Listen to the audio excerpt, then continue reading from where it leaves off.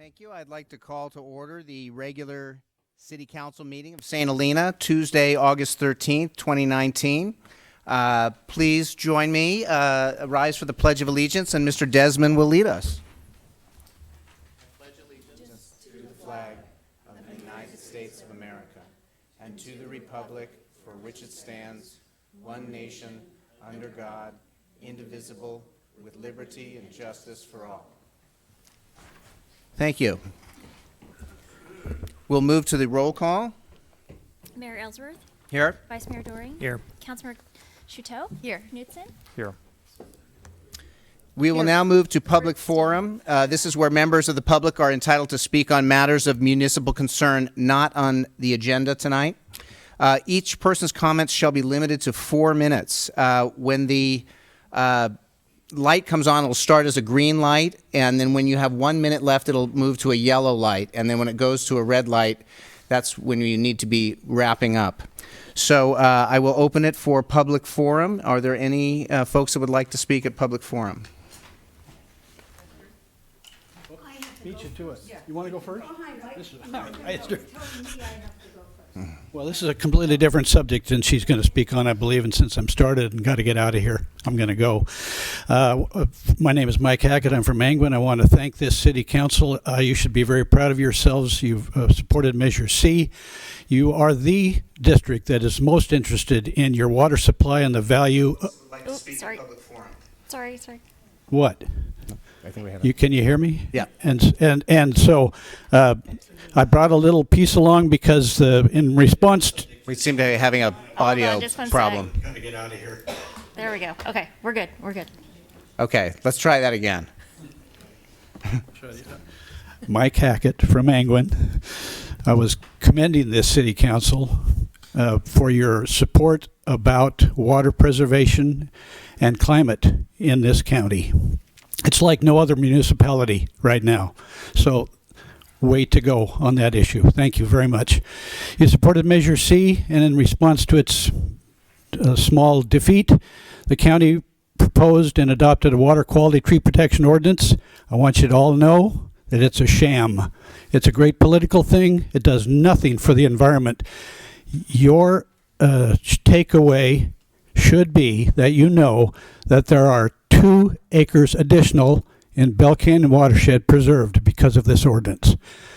Thank you, Cindy. I have the tape will speak for itself. Thank you.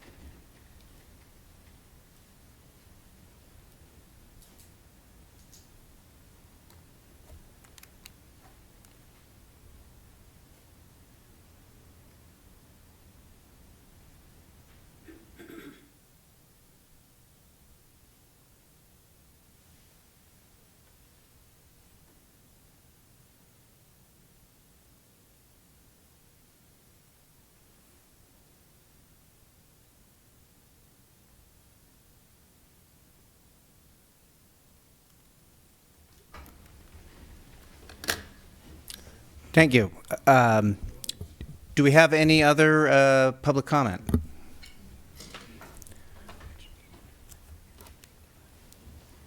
Hello, everybody. Nice to see you all again. My name is Esther Acker-Sloot. I am a resident of St. Helena for 25 years. I speak for the Tainter Street property. Some of you may remember the meeting at the firehouse a few years ago where a huge hotel and spa presentation was performed regarding the Adams property, which a packed house of St. Helena residents attended. Most of those attending who spoke were decidedly against the proposal and were often cheered by the remainder of the attendees. It is my understanding that the property was to be used for the community's benefit. Some recommendations were a cultural center, including an amphitheater, a plaza, including a coffee shop where people could meet and greet, display art shows, have lectures, and so on. A few small shops selling office, sewing, photography supplies, and so on, and toys and games for the children. Just a few essentials, so we did not need to drive to Napa or Santa Rosa for every little thing. Some of us missed the Ben Franklin store at Main and Pope Street, which closed, where we could purchase many of these essentials. It would be preferable to be available locally rather than creating more traffic. Low-income housing would also be a smart addition for the property for those workers serving the community, lessening some of the traffic problems also. The funds for the beautification project proposed for the city to attract more tourists might better be spent on safer sidewalks and parking areas and subsidizing prospects for the empty shops on Main Street. The funds could also go to creating a lovely town center, beautifully paved and decorated with charming artistic plantings, a setting to attract all people. It would be a great place for dancing on the square, small musical trios, or afternoon tea times, maybe a happy hour.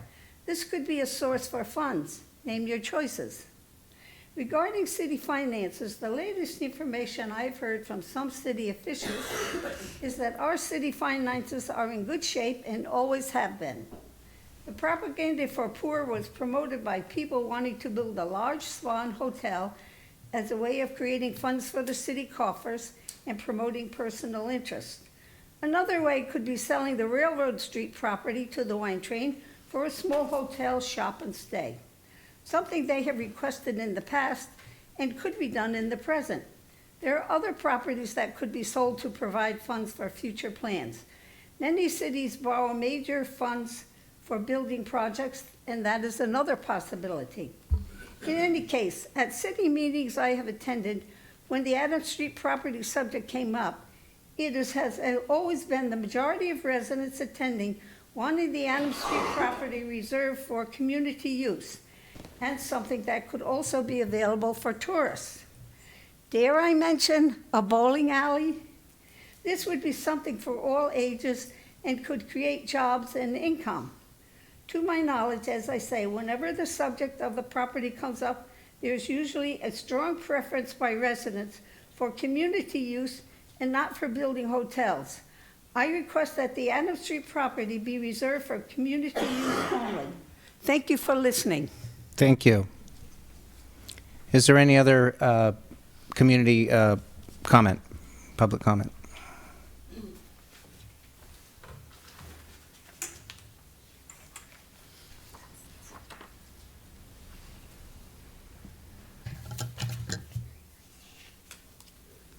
Hello, Nancy Dervin, St. Helena. I think it would be a mistake to place a hotel on the Adams Street property. We can look to the town of Windsor as a great example. From their website, the town of Windsor brings a deliberately designed, family-friendly emphasis to the heart of the Sonoma County wine and food country. The well-planned 7.3 square mile town boasts 6 community parks, more than 13 neighborhood parks, and 3 large regional parks. Windsor has a town green designed as a pedestrian-friendly center of town that hosts more than 30 free annual events, including summer movie nights, concerts, a farmer's market, art fairs, cooking demonstrations, and a variety of festivals. We could do all of that on Adams Street. Old downtown Windsor is home to shops featuring gifts, accessories, jewelry, clothing, sporting goods, toys, books, candy, coffee, and more, much like our Main Street. Dining options include coffee shops to fine dining and a wide variety of ethnic choices. Lodging options include small inns, vacation rentals, and a timeshare resort.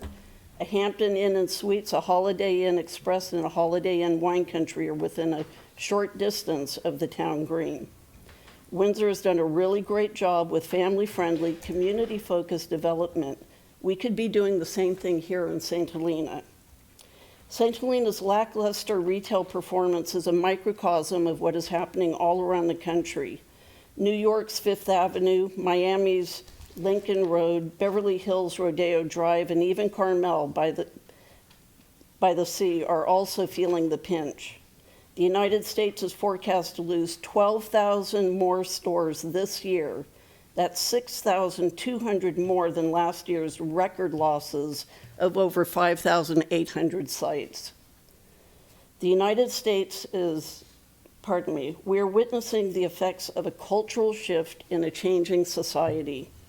The trend is toward unique services, new products, unusual experiences, etc. So when we put our emphasis on retaining and reshaping what we have always had, it could be argued the greatest challenge to our town is fear of real change as opposed to lack of revenue. Why don't we try something new and bring a deliberately designed family-friendly emphasis to the heart of Napa County, which is St. Helena?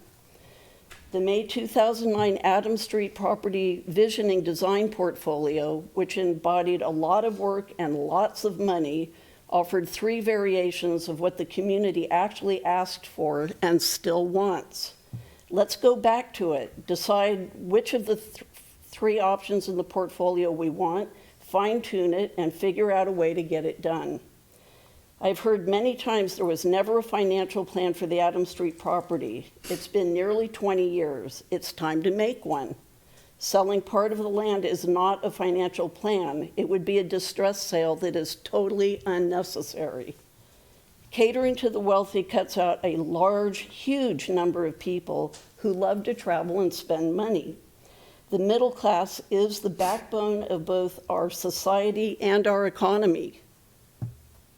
As an aside, I went online last night to see if I could get a room in St. Helena for Friday night, and the only place that did not have vacancies was the El Bonito, which is a 3-star motel. Thank you. Thank you. Is there any other public comment at this time?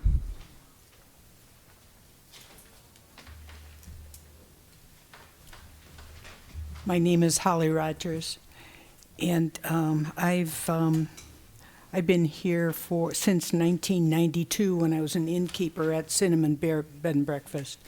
And at that time, when I had been working all different places around the North Bay, I found out at Cinnamon Bear, the owner of Cinnamon Bear was the first person in St. Helena to start a B&B in St. Helena, Jenny Jenkins. And from there, others followed. And during my time there at the inn, the goal of Jenny and all of the other, and about a dozen other innkeepers on her list was to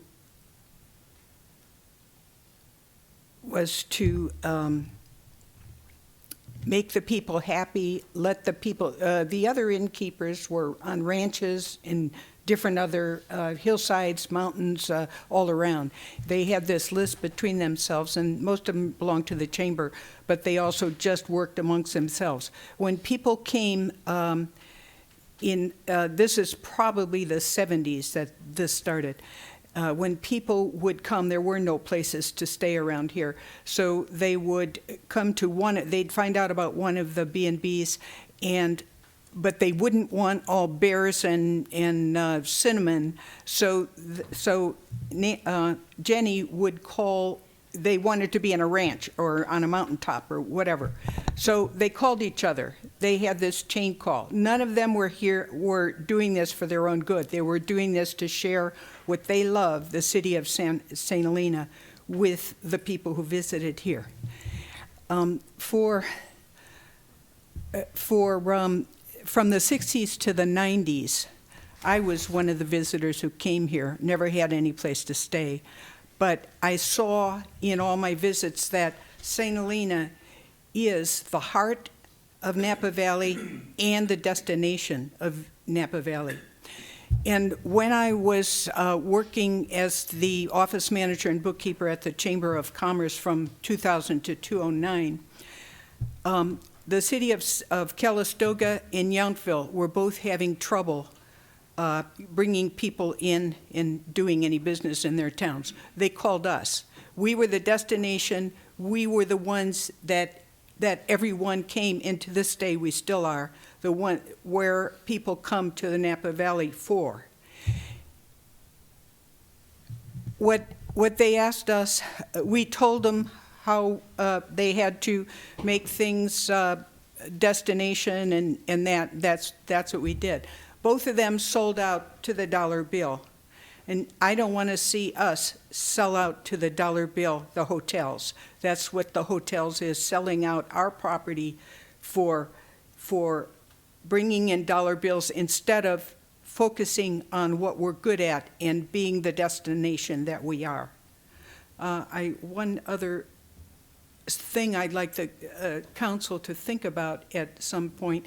A lot of my many years of working, I've lived in high-rises. I know there aren't any high-rises around here, but I think one of the things that should be at the Adams Street property is a high-rise with studios, 1-bedrooms, and 2-bedrooms for the people who want to work here.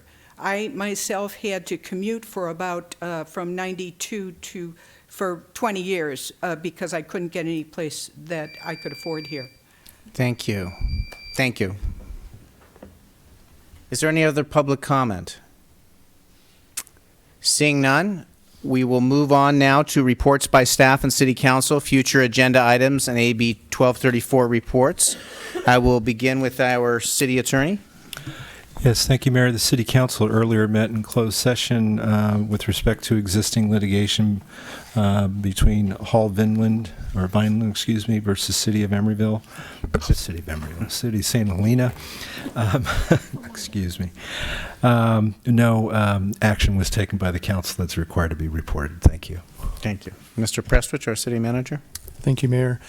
A couple of items to report tonight. One, we have a council workshop scheduled for Monday, August 26th. This is in the evening at 6 p.m. here at Vintage Hall. And this is a workshop that our architects that are looking at the library, the replacement project for City Hall, and the conceptual community space recreation facility. We'll be holding a workshop with the City Council that evening. This is work that's building upon the work of the SHAPE Committee. Should be a very interesting meeting. And then a surprise tonight. I received a letter along with a press release from the Government Finance Officers Association, and I want to read you a couple of paragraphs from this. The Certificate of Achievement for Excellence in Financial Reporting has been awarded to the City of St. Helena by the Government Finance Officers Association of the United States and Canada, GFOA, for its comprehensive annual financial report. That's our CAFR. And this is the award. Nice award. It's the first time since 2013 that we've received the award. And it's the Certificate of Achievement is the highest form of recognition in the area of government accounting and financial reporting, and its attainment represents a significant accomplishment by a government and its management. It's been judged by an impartial panel to meet the high standards of the program, which includes demonstrating a constructive spirit of full disclosure to clearly communicate its financial story and motivate potential users and user groups to read the CAFR. So I want to acknowledge our finance staff, Mandy Kellogg, who is, I believe, here in the back,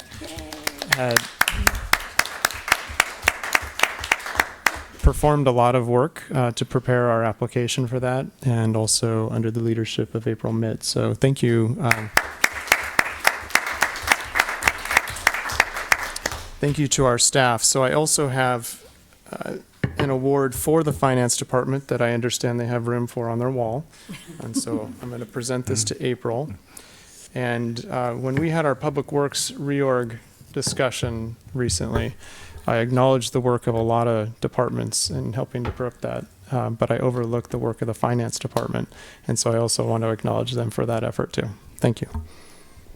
Thank you very much. I will move to the Finance Department, Ms. Mitz, and thank you very much for all your hard work. After that, I really don't have anything to report, but I do want to thank Mandy Kellogg for the tremendous amount of work that she did on the CAFR and working with our auditors. And as everyone knows, this is the first year that we did the PAFR, which is a simplified version of it. So it's a great honor to be able to get the award, and we were very excited. Today was Mandy's first day back, and we just got the recognition yesterday, so we're very excited. Very good. Thank you. I'll move on to our city clerk. Nothing to report. Nothing to report. Our planning department. Our public works. I have one thing to report, an update on the slide repairs on Silverado Trail. The county has given the contractor an exception, and the city has helped them with getting a noise permit exception for next Thursday at 3 a.m. They're going to start doing the concrete pour on the wall that's going to hopefully prevent future slides on Silverado Trail at Pratt. So we've extended them a noise permit through the police department for Harold Smith & Son to start the concrete mixing plant at 3 a.m. and they're going to start transporting concrete up at 5 a.m. So there will be a shutdown of Silverado Trail between the sections north of Pratt to, I believe, to Pope. So there will be more traffic during the morning hours, probably during most of the day. Just wanted the residents and the council to be aware of that. We're working on a press release. The county will be providing updates as the work progresses during the day, but it'll just be a one-day pour? Just a one-day pour. And what day again is that? Next Thursday, August 22nd. Thank you. Yeah, so thank you. Very good. Thank you. Mr. Knudsen? Nothing to report. Ms. Chateau? I'll just say something about the Reimagine St. Helena, the civic spaces that Councilmember Koberstein and I are both on that committee. We met with that steering committee, and it was really exciting to see the work progress from the shapes work that then led to being able to put out the request for proposal that led to having the architect firm Nolan Tam look at general concepts for us and where do we want City Hall to be, while also looking at park and recs and library and what can be done. This committee met and they looked at these general designs and then came back with clear consensus on narrowing it down. So that was really exciting to see that, and I can't wait to be at that workshop and see what they bring back. Very good. Ms. Koberstein? I'll just second that. For people who are interested in Vision 2009, I think they will see a lot of similarities in this work. I think our consultant has done a great job of building on not just shape, but prior work that's been done in the community. Vice Mayor, Mr. Doring? No. I have two brief items. I want to remind the community that the Rotary collaboration with Preschool for All is going to continue until August 31st. This is where Rotary will match all contributions up to a total of $13,000 to Preschool for All, which is a wonderful organization that provides a level playing field for all children entering kindergarten and grade school. So you can go to the St. Helena Rotary website or the St. Helena Preschool for All website and find out more information about how to donate before August 31st, and then there'll be a community celebration at Crane Park on September 7th. We're also continuing with our emergency preparedness. We know there's the potential for PG&E power shutoffs coming up this fall, late summer and fall. So we want to remind folks to have 2 to 3 days of food and water in your homes for both people and pets. We're continuing to meet with PG&E and looking for alternative redundant power solutions. Also, there's an effort in the community to form a fire-safe council, something like what occurs in the county. And the next meeting for that is at Grace Episcopal Church next Tuesday, August 20th at 11 a.m. And if anybody would like any more information about that, they can contact me. So with that, I will move on to our presentations and public recognitions. Seeing none, we'll move to consent items. I know that we're going to pull consent items 8.3 and I believe 8.7. And so the other items, if anybody from the community wants to pull, I'll read the numbers off. 8.1, 8.2, 8.4, 8.5, and 8.6. 8.6, okay. So we will pull that as well. And I will entertain a motion from the council to adopt the consent calendar. I move that we adopt the consent calendar. Is there a second?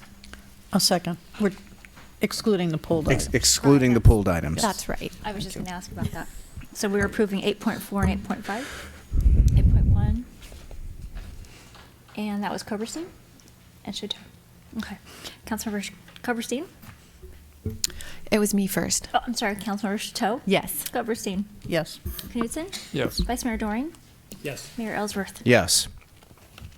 So we'll move to consent item 8.3. If there's any comment upon this, or if we want to hear it's prepared by the city clerk. This is about the flagpole, and I believe there was some public comment.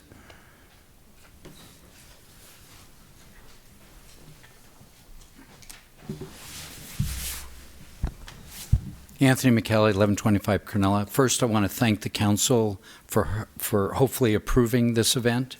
I just want the council to know that there's an immense outpouring of help from every service group in St. Helena that I've approached. The Rotary is going to check everybody to make sure everybody's 21 that gets any alcohol. The Kiwanis is going to do all the setup. The Boy Scouts are going to help. I mean, it's everybody donating food. Satui is donating food. Sorensen's donating food. Safeway, Sunshine, everybody, La Prima Pizza, everybody I've seen. And we have 30 Italian wineries that have so far, we think, are committed to pour wine. And we'll have them in groups of 4 or 5, so we won't have 30 there at a time anyway. And I'm only advertising in St. Helena. I've decided not to put a banner across Main Street. The Harvest Festival is going to put up their banner instead. And I'll just have a banner in Lyman Park and over by the Carnegie Building. And some flyers just in local shops in town, because this party is for the citizens of St. Helena, and it's free to all citizens in St. Helena. And we're charging $10 for non-residents. And we're also hopefully going to barbecue a 120-pound pig in the park. That'll be food in the afternoon, and hopefully there'll be pastries and everything else. And I just want to tell one short story, because I know I can't talk for 4. This is the outpouring. I went to Sunshine Market to just see if I could get food at cost at least. And I talked to the owner's son, and then his beverage guy was there and said, don't you want beer? And I said, I don't know any Italians that own beer companies. And he said, no, we'll get you kegs of Italian beer. And the owner said, and we'll donate it. So, I mean, we're now having beer in the park also. And I went to the county today for the food permit, and they're going to waive their $350 fee because it's a free event, and all the money stays in for next year. And I hope there'll be a service group that'll take over it next year, or I'll do it again. I don't care. But the Sons of Italy, it's now Sons and Daughters of Italy in America. That's their new name. They're not just Sons of Italy anymore. The women got in, but that's okay.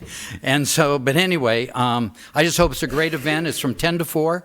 And also Mario Scolati's wife, who is a fantastic singer, is going to sing the Italian national anthem for us at the event. She just has to learn it. She said she will get it and learn how to sing it. And if any of you have heard her, she's a wonderful singer. And St. Helena Band's going to play, and Craig Bond's helped me to get other musicians. And hopefully to see everybody there. And hopefully it's an event just for St. Helena is what I'm trying to do this year. And I hope everybody comes. Oh, and boys and girls are going to take care of all the kids for me. So they'll bring over games, and the kids will all be taken care of too. So hope to see everybody there. Thanks. Thank you. Okay, so I will ask for a motion on 8.3.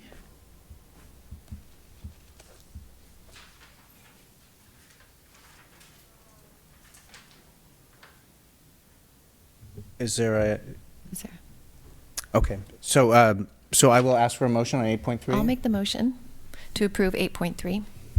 I guess I need to read the, Do you want me to read it?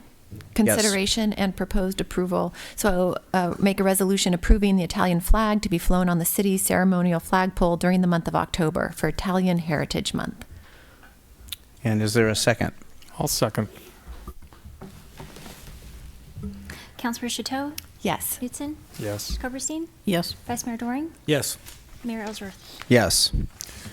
Okay, so we'll move to 8.6 was pulled. Was there a question from the community on 8.6?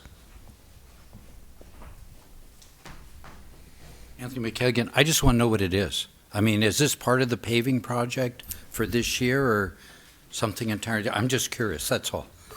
So what's before us tonight is the construction management group that will be overseeing the citywide paving and slurry seal project that's already been awarded. It came so fast, we forgot to get the construction team on board. So this is a manager that will oversee all the different paving projects that will happen. Correct. The change orders help us review the submittals and the RFIs, the requests for informations, if there's any clarifications needed, actually do the inspections, coordinate the testing needed for the pavement and any other sub work, sub-base work or compaction. Okay. Are there any council questions? So I would entertain a motion on this.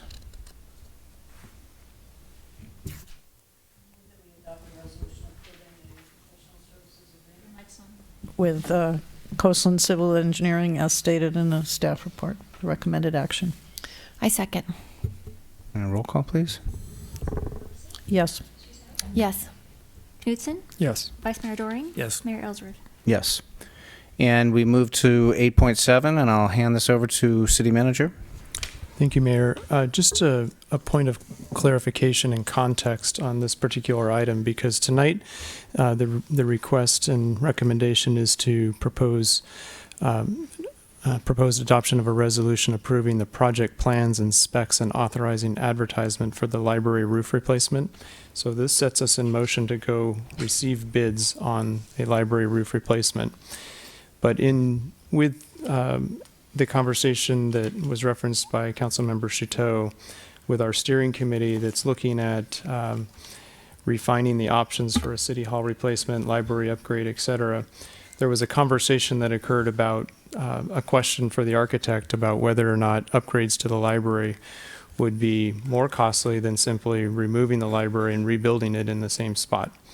And so we've asked that question. We will be evaluating that, and we will have an answer. I am anticipating that we will have some clarity on that question before we ever would bring back an award of contract for their library roof replacement. We know the roof leaks. We've been having trouble.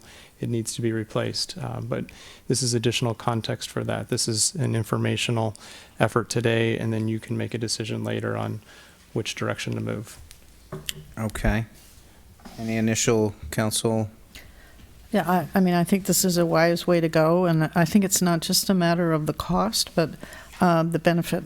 You know, what utility will you get from a renovated building versus a new one, and would there be any substantial difference? And then look at the costs as well.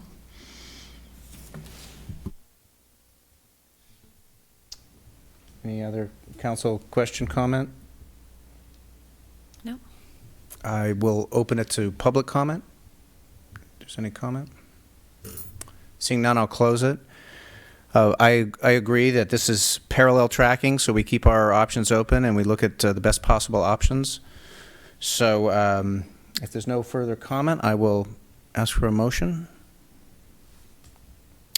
I'll move that we do the resolution approving the project plans and specifications for authorizing advertisement for the library roof replacement capital improvement project. Does second? Second. Councilor Chateau, Yes. Coberstein, Yes. Knutson, Yes. Vice Mayor Doring, Yes. Mayor Ellsworth. Yes. So now we're going to, if there's no objection, I'm going to move item 11.1 up from new business. This is the consideration and proposed approval of a resolution appointing one applicant to the Active Transportation and Sustainability Committee, ATSC, and the Parks and Recreation Committee. We'd like to do that now so folks who have come can head out afterwards. So on this, I will hand this off to the city clerk, who will talk about the process. So the council convened a applicant interview this evening at 5:15, and they interviewed 3 applicants, 1 for Parks and Recreation and 2 for the Active Transportation and Sustainability Committee. And so it's appropriate now for the council to consider public comment, and then we would take a 5-minute recess, and you would make your votes, pass them to the city clerk. I would tally the votes. I would report out after we reconvene after the 5-minute recess, and then it would be appropriate for the mayor to nominate with the council approval. Okay, so if I open it now to public comment for anybody who wants to speak on behalf of either or any of the applicants, now is the time to do that. Seeing none, I will close the public comment, and we will move to the voting. And with that, I will call for a 5-minute recess while we do our voting, and then everybody can come back in, and we can move forward from there. So we'll take a 5-minute break. Thank you.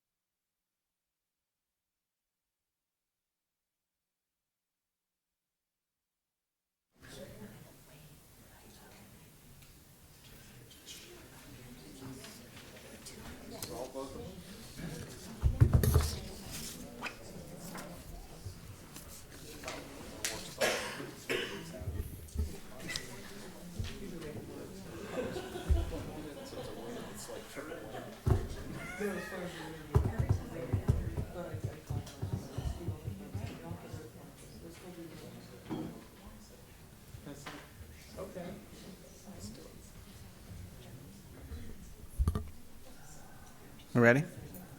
Okay, I'll call the meeting back to order. And I'm going to ask the city clerk where we are. All right, for Parks and Recreation, for the one applicant, he got the most tally vote.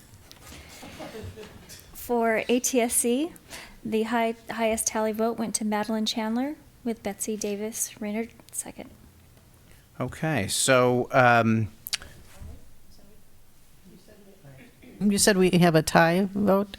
No, we did not, no. Oh. Madeline Ty was the highest. Taylor, Okay. Ty I Taylor got was you. unanimous. Okay. who let me know he had to go to a family function, so he's no longer here. So so it looks like Ty and Madeline, and do we nominate them separately? One vote would be fine. Okay. Is there any, and first of all, I want to thank the applicants, and there will be many opportunities. So if this was not your night to be chosen, please come back and we will find a great spot.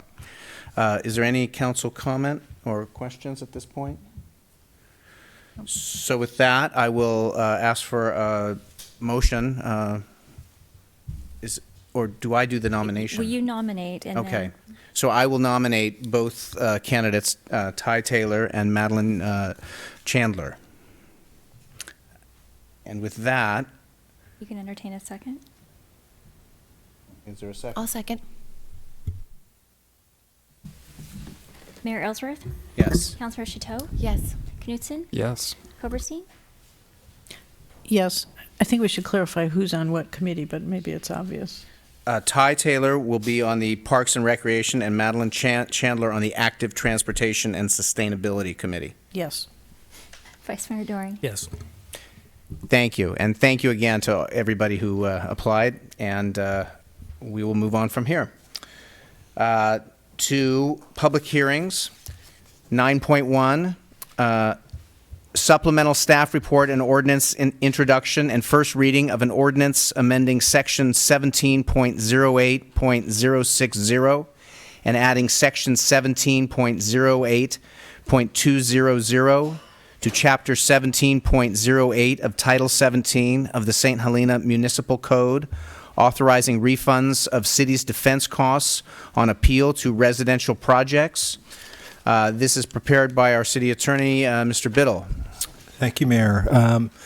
So in your packet initially was the draft that I had initially prepared, and then there was a supplemental, or is a supplemental report and supplemental ordinance that reflects both the recommendations from the Planning Commission from the meeting early last week, and then there were some additional suggested comments for you to, or revisions for you to consider that I also put in sort of further thinking about it. I'll start by just indicating that when I initially drafted, I was of the mind that the city would continue to maintain its position that I think is fairly consistent throughout its conditions, how they condition development projects, that the applicant is obligated to defend and indemnify the city. And so I kept that sort of thought in mind as I drafted, and set up a scenario that would allow for the issuance of a refund at the end of the line, so to speak, once a project had been approved, there had been a lawsuit, that decision of the city had been upheld, and then subsequently the units were actually constructed. And so at that point, there would be a refund potential at that point. I did receive some feedback from Councilmember Coberstein that was also looking at the potential to provide the city council with the discretion, or actually the decision-making body that usually is the city council when these things are on appeal, but it could be an instance where the planning commission itself could also, as the decision-making body, choose to relieve a residential project of the obligation to provide for the defense and indemnity. So that's where I had added some additional language at the outset of the ordinance. It's actually in sections 17.08.060 subsection B that indicates that the decision-making body at the time that they actually approved the project, that that obligation they can be relieved from, and then that way they don't, should their project be faced with a lawsuit and it goes all the way through an appeal to the Court of Appeal, that they wouldn't have to wait to the end to actually potentially get a refund. So that I sort of wrote that in as part of what you would have at the outset. If you chose not to do that, you would still have this mechanism that's been developed that would provide the council with the ability to issue a refund under this sort of scenario where a project is approved. It's a residential project. The project would also have to be one that is complying with the city's affordable housing covenant provisions that are in your code. One of the comments that came from the Planning Commission, you'll see language in there, is that they also would like to see that the project is satisfying not only just the city's affordability provisions, but also it's satisfying a arena obligation for either the low, very low, moderate income categories. So that was an additional aspect of it. I had also initially had drafted in the initial draft that the residential project had to be in a zoning district in which the project residence was a permitted use. And the commission's comment was that they didn't feel that it should be limited to that, and so that provision was struck. So if it's a permitted use or if it's a conditionally permitted use, as long as it's a residential development that has an affordability component, they thought it should be eligible. The other piece of it, there was initial, and this was sort of a holdover, I think, from some of the prior discussions that the councils had some time back. There was this notion that the project had to not only, it had to, or the city's decision, I should say, at the trial court level had to have been upheld at the trial court level, and then on appeal, that decision likewise upheld. So, the city's decision was confirmed along the way. The commission said it shouldn't matter what happens at the trial court level if it's ultimately approved and upheld at the end of the line. That's what should matter. And so there was language that was removed to remove sort of that condition that it had to have been approved at a trial court level. And then there was a little minor requested edit that that we be clear that on a application for a refund that the council could choose to give award 0. So that was just added. And then I had initially, in my initial draft, I had included sort of an element for a project that would be eligible if it was a mixed-use project, or if the residential component was part of a mixed-use project, that there had to be some percentage of the project had to be residential. So I just threw out 60% for the, for sake of discussion. The commission really opted not to go down that path and talk about that. They, I think, had sort of an elegant solution to say, listen, If it happens to be part of or if the residential development has to be part of a mixed-use development, then the amount of money that they might be eligible for in a refund is going to be is going to be limited by the fraction of the square footage of residential project to the overall development footage. So I think that was sort of an elegant way for them to deal with that. That's sort of the scope of the revisions that were made by the commission. Again, the idea is that in a refund context, once there's it goes through the city council or city process, the project's approved, somebody challenges it, it goes to the trial court. Doesn't matter what happens at the trial court, because the applicant is still obligated to pay for the city's defense costs during trial. And then if there's a subsequent appeal, that's when when a notice of appeal is filed. That's what obligate the applicant to provide notice to the city clerk that that there's this notice of appeal, and they are sort of submitting their application, sort of an application that they would like to be considered at a future date for a refund for whatever cost, legal defense costs on appeal that they might incur on the appeal. That notice then is provided to the city attorney, city finance director, so that those individuals can start to track those costs. And then once the case is finally decided, there's a final decision on the appeal. At that point, the application would come before the city council. There would be a report to the city council. Of course, the decision on the appeal would have to uphold the city's decision to be eligible.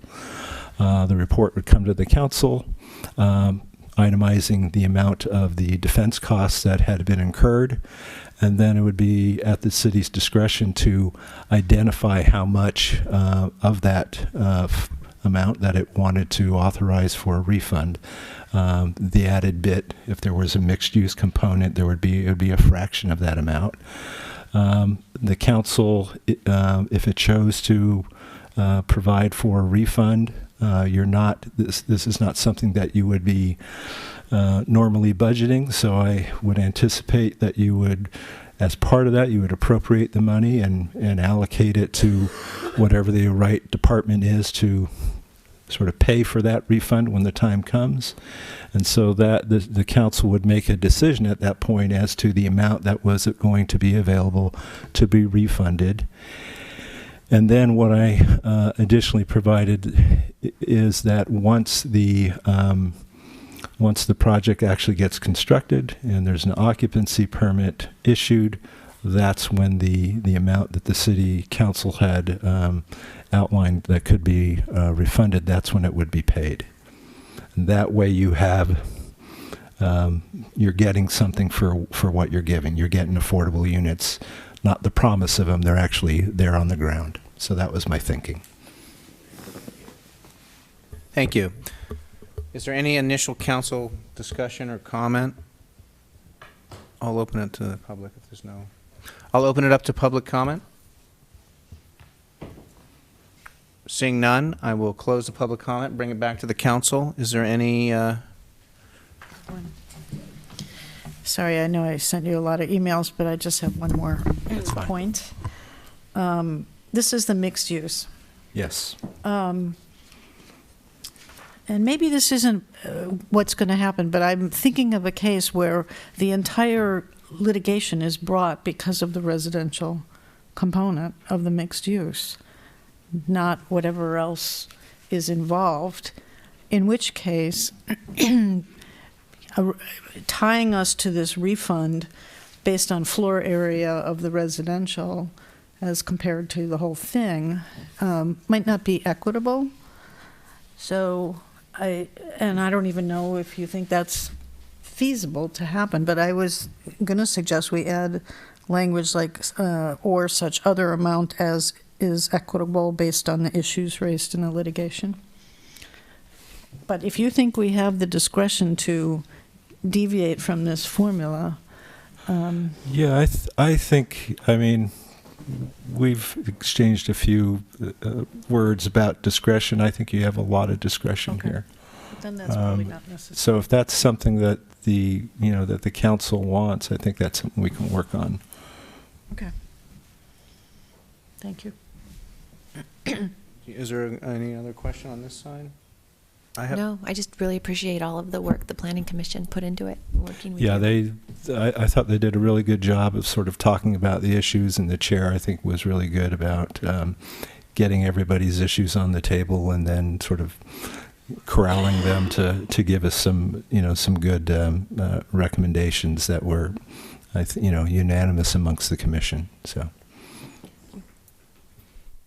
I just wanted to go back to the floor area ratio again. Could you just run me through that play again?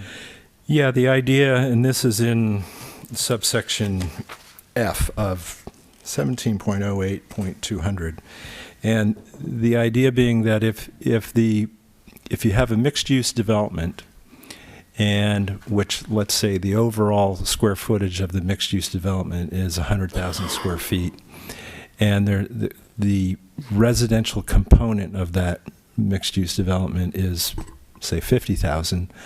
So then 50% of the actual costs on appeal would be eligible for refund. Okay, so it's based on the residential floor area. Residential is the numerator, the total is the denominator, right?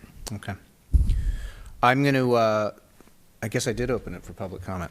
So I'm going to, if there's no more council question or comment, I believe this gives us an opportunity to stand by the decisions that are made. I think this is going to be a helpful tool.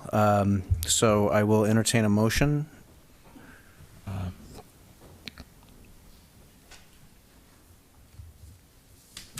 So the motion would ostensibly be to first reading and to waive reading, instead read by the title only.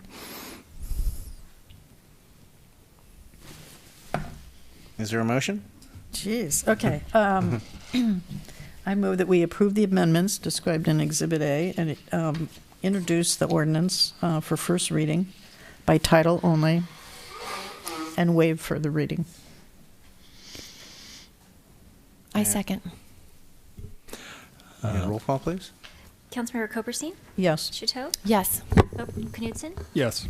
Vice Mayor Doring? Yes. And Mayor Ellsworth? Yes. And if I, just for the record, I'll read the title, since that's, it's amending section 17.08.060 and adding section 17.08.200 to chapter 17.08 of Title 17 of the St. Helena Municipal Code, authorizing refunds of city's defense costs on appeal to residential projects. Thank you. I want to thank the City Attorney and Planning Commission as well for this work.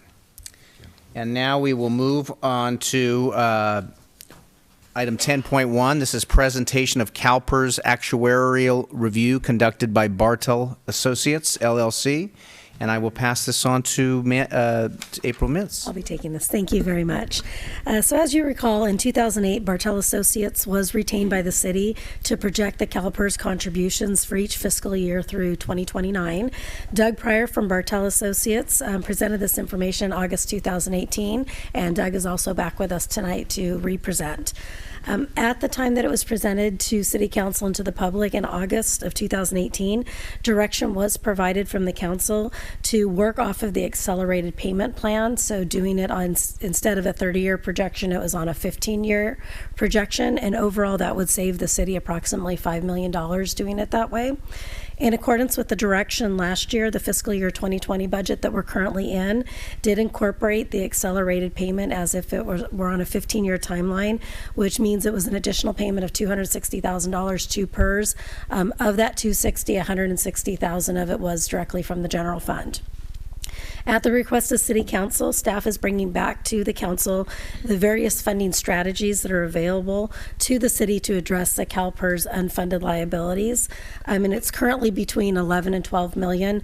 We do not have the current 2018 numbers yet. PERS has not they've only released the public safety, and we have not received the miscellaneous. We're expecting it really any day now, and the miscellaneous is higher than the public safety. So it's hovering between 11 and 12 million as of right now.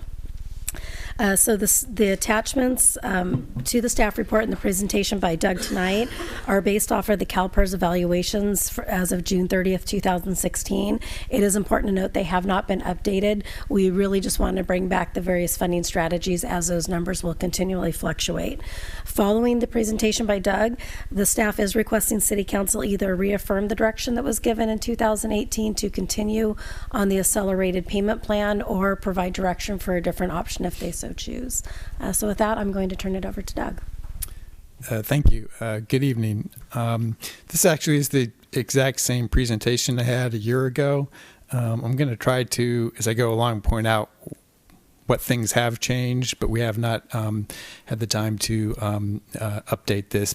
As April mentioned, the bigger issue is kind of the policy of what you do going forward, and that's kind of at the end of the presentation, but the direction of the numbers is very similar, even if we've gone back through and updated based on the most current information.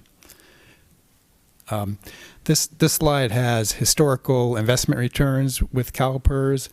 At the time we did this, we estimated that last return there, 2018 at 9.6%. Actually came in at 8.6% for that year. You can see, the extreme volatility in these returns. Over the long run, they've probably not been far off of their target. The problem is over the last 10 plus years, they've not met their assumed return.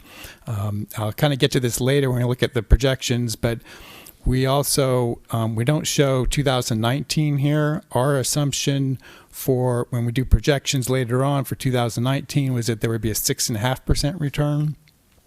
CalPERS a month or so ago announced their return was 6.7%. So I'll kind of mention the impact of that a little bit when we look at the contribution projections coming up here in a bit. Oops, jump forward too far. This just has a summary of the benefit formulas that apply to the city. So miscellaneous police and the part-time fire group. The miscellaneous, as you'll see later, has the bigger liability. Police second. Police has the tier 1 enhanced formula at 3 at 50, and fire has a very, very old formula of a half at 55, which but all three groups have the pepper formulas going forward that were effective for new members starting January 1, 2013. A really important issue, this is a busy graph, but a really important issue in understanding the numbers is, of course, the discount rate. CalPERS is finally gotten the discount rate down to 7%, which is really that third data point there. They also have what's called a risk mitigation policy, which means that they believe they're a little overly aggressively invested and they want to move towards a less aggressively invested fund. And they can't really change that right away, because if they change the investments tomorrow and invested to earn 6% going forward, contributions would skyrocket. So they came up with this strategy to wait for the years where there are good returns, and in those years dial back a bit of the risk in the portfolio, move a little more towards fixed income, and reduce the discount rate. So the point here in this graph is if you look at the thick green line based on some modeling we've done, that's really where we expect the discount rate to be in future years. So CalPERS at one point when they first came out with this had a similar graphic. We were doing a independent model, but we came up with kind of relatively consistent numbers in that. Think of this, the impact of the risk mitigation model as being that you're going to go from a 7% discount rate to 6% over about a 20-year period. It's not a set schedule again. It's going to vary based on returns in the future. That's really what this is showing. You can think of the discount rate as the expected return in a given year. And so if you look at this and think, well, what can you really expect to get in the future? What would you expect to get for your return? It's not really 7. It's not 6 on the right-hand side. It would be somewhere in between. And ultimately, that's going to depend really on the demographics of your group. But you might just look at this and say, well, probably 6.5% over the period is about where we would expect you to be if we were trying to measure the liability. So we have then we have the miscellaneous police and then fire programs. This is the miscellaneous plan. This is data back in 2016, which was the available CalPERS valuation at that point in time, 54 active employees, that top row to the right. Bottom row to the right, 79 retirees from the city that are already collecting benefits, and then another 59 former employees that are now, or that are due a benefit but just have not started collecting the benefits yet. Contribution projections for the miscellaneous plan.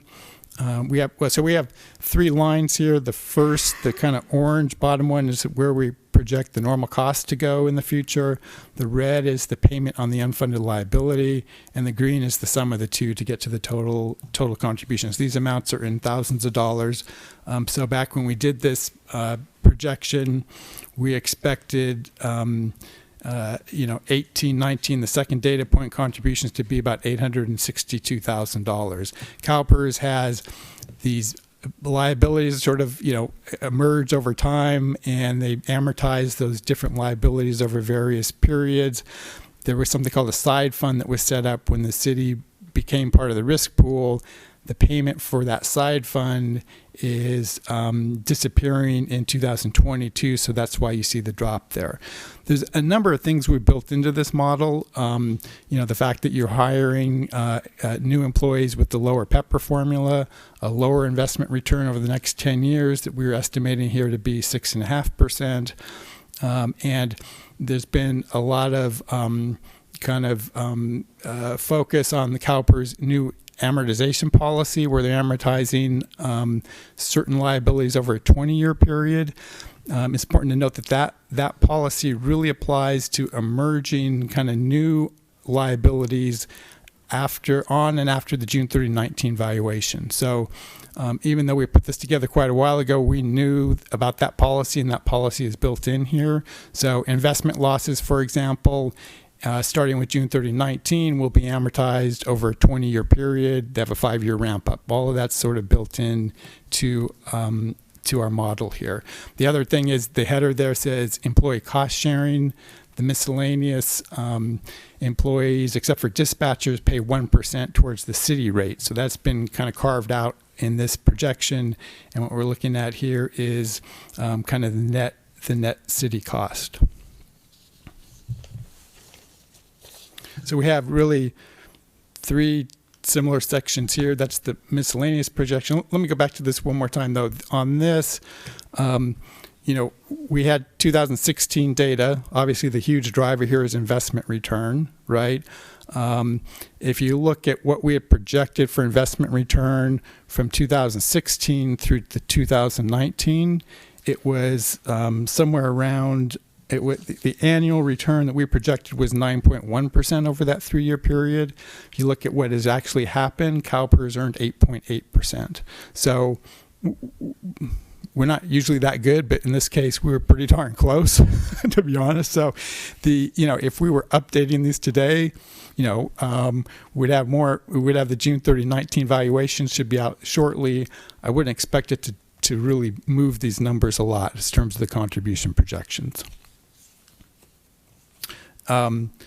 This is now the police program, 11 police officers as of the valuation date, 20 retirees receiving payments, and another 13, the bottom 3 rows there in the right-hand corner, another 13 former officers with the city that have not started to collect benefits. A similar graphic on where we project contributions to go for the police plan. For the police, the side fund was amortized over a slightly different period, so you see that drop there in 18-19 for the police program, and then we see it expect to climb back up. I didn't mention on miscellaneous and safety. I didn't mention on the miscellaneous plan, but these graphs here in the full packet, I think we have the longer term projections. These might be more than just troubling because of how much they're going up, but don't extrapolate these past the 10 years. Eventually, you're going to start paying the unfunded liability down, and the numbers are expected to level off and come down. So longer term, things are certainly expected to get better. But in this case, again, numbers in thousands of dollars. We're projecting by the end of the projection period, the police contribution to be almost $900,000 in fiscal year 29. Similar couple charts on fire, very small group for the part-time firefighters, no transfers or retirees as of the valuation date back in 2016, and only 3 part-time firefighters. And the numbers very, very small compared to the others, but a similar escalation of the rates over time from about $3,000. These are also in thousands to almost $8,000 by the end of the projection period.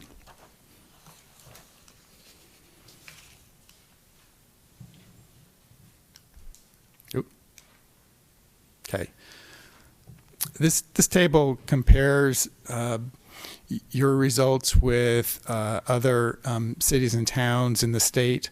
And what you see here is the last row are your results from the CalPERS report that for miscellaneous in total, projected to be 23% of payroll for a contribution in fiscal year 25, and for safety, 53.4% of payroll in that year. And what you see above are the kind of distribution of other cities and towns across the state. So the cities actually, because there's not the enhanced formula at the lower end of where things are within the state, the city's 23% of payroll, that's about the 25th percentile. So your costs are for miscellaneous are on the, are lower than really 75% of the other cities and towns that participate in CalPERS. The safety program is kind of right in the middle at 53%, and 53.4%, and the median here is 53.2%. So the safety is right in the middle. That last row are all this information is from the CalPERS reports. We have a footnote there that our projections differ from what CalPERS has because we've taken into account a number of different things. In our projections, our numbers are slightly higher, but this gives you an idea in comparing apples and apples with where you lie within the universe of CalPERS. That again. Unfunded liabilities. So this chart next to combine the miscellaneous police and fire plans, and this one is not in thousands of dollars. And what you see here is total accrued liability. Now this is right out of the CalPERS reports. Total accrued liability, right-hand column there, $38.6 million accrued liability, assets at 27.1, so unfunded liability of $11.5 million. Funded ratio, meaning the funded ratio or funded percentage, which is the assets divided by the accrued liability of 70.2%. So this table, right, as I said, right out of the CalPERS reports, there's a big caveat here, a couple caveats. One is that this uses the discount rate CalPERS used in the June 30, 16 valuation, which was 7.375%, right? When the new reports are out in the next coming weeks, they're going to use 7%.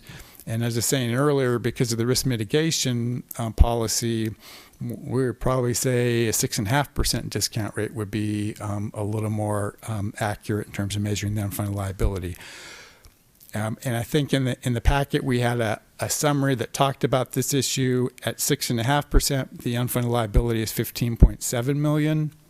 rather than the 11.5. Now, there's a caveat to that number, of course, which is that the $15.7 million estimate assumes that after June 30th, 16, you earn 6.5%, because that's the discount rate we've used to develop that. Well, actually, since June 30, 16, as I was saying, returns have been closer to 9% for 3 years, right? So now that we're a few years down the road, the 15.7 million is, we didn't do a detailed updated analysis, but it's probably a couple $1 million lower if we were doing that today.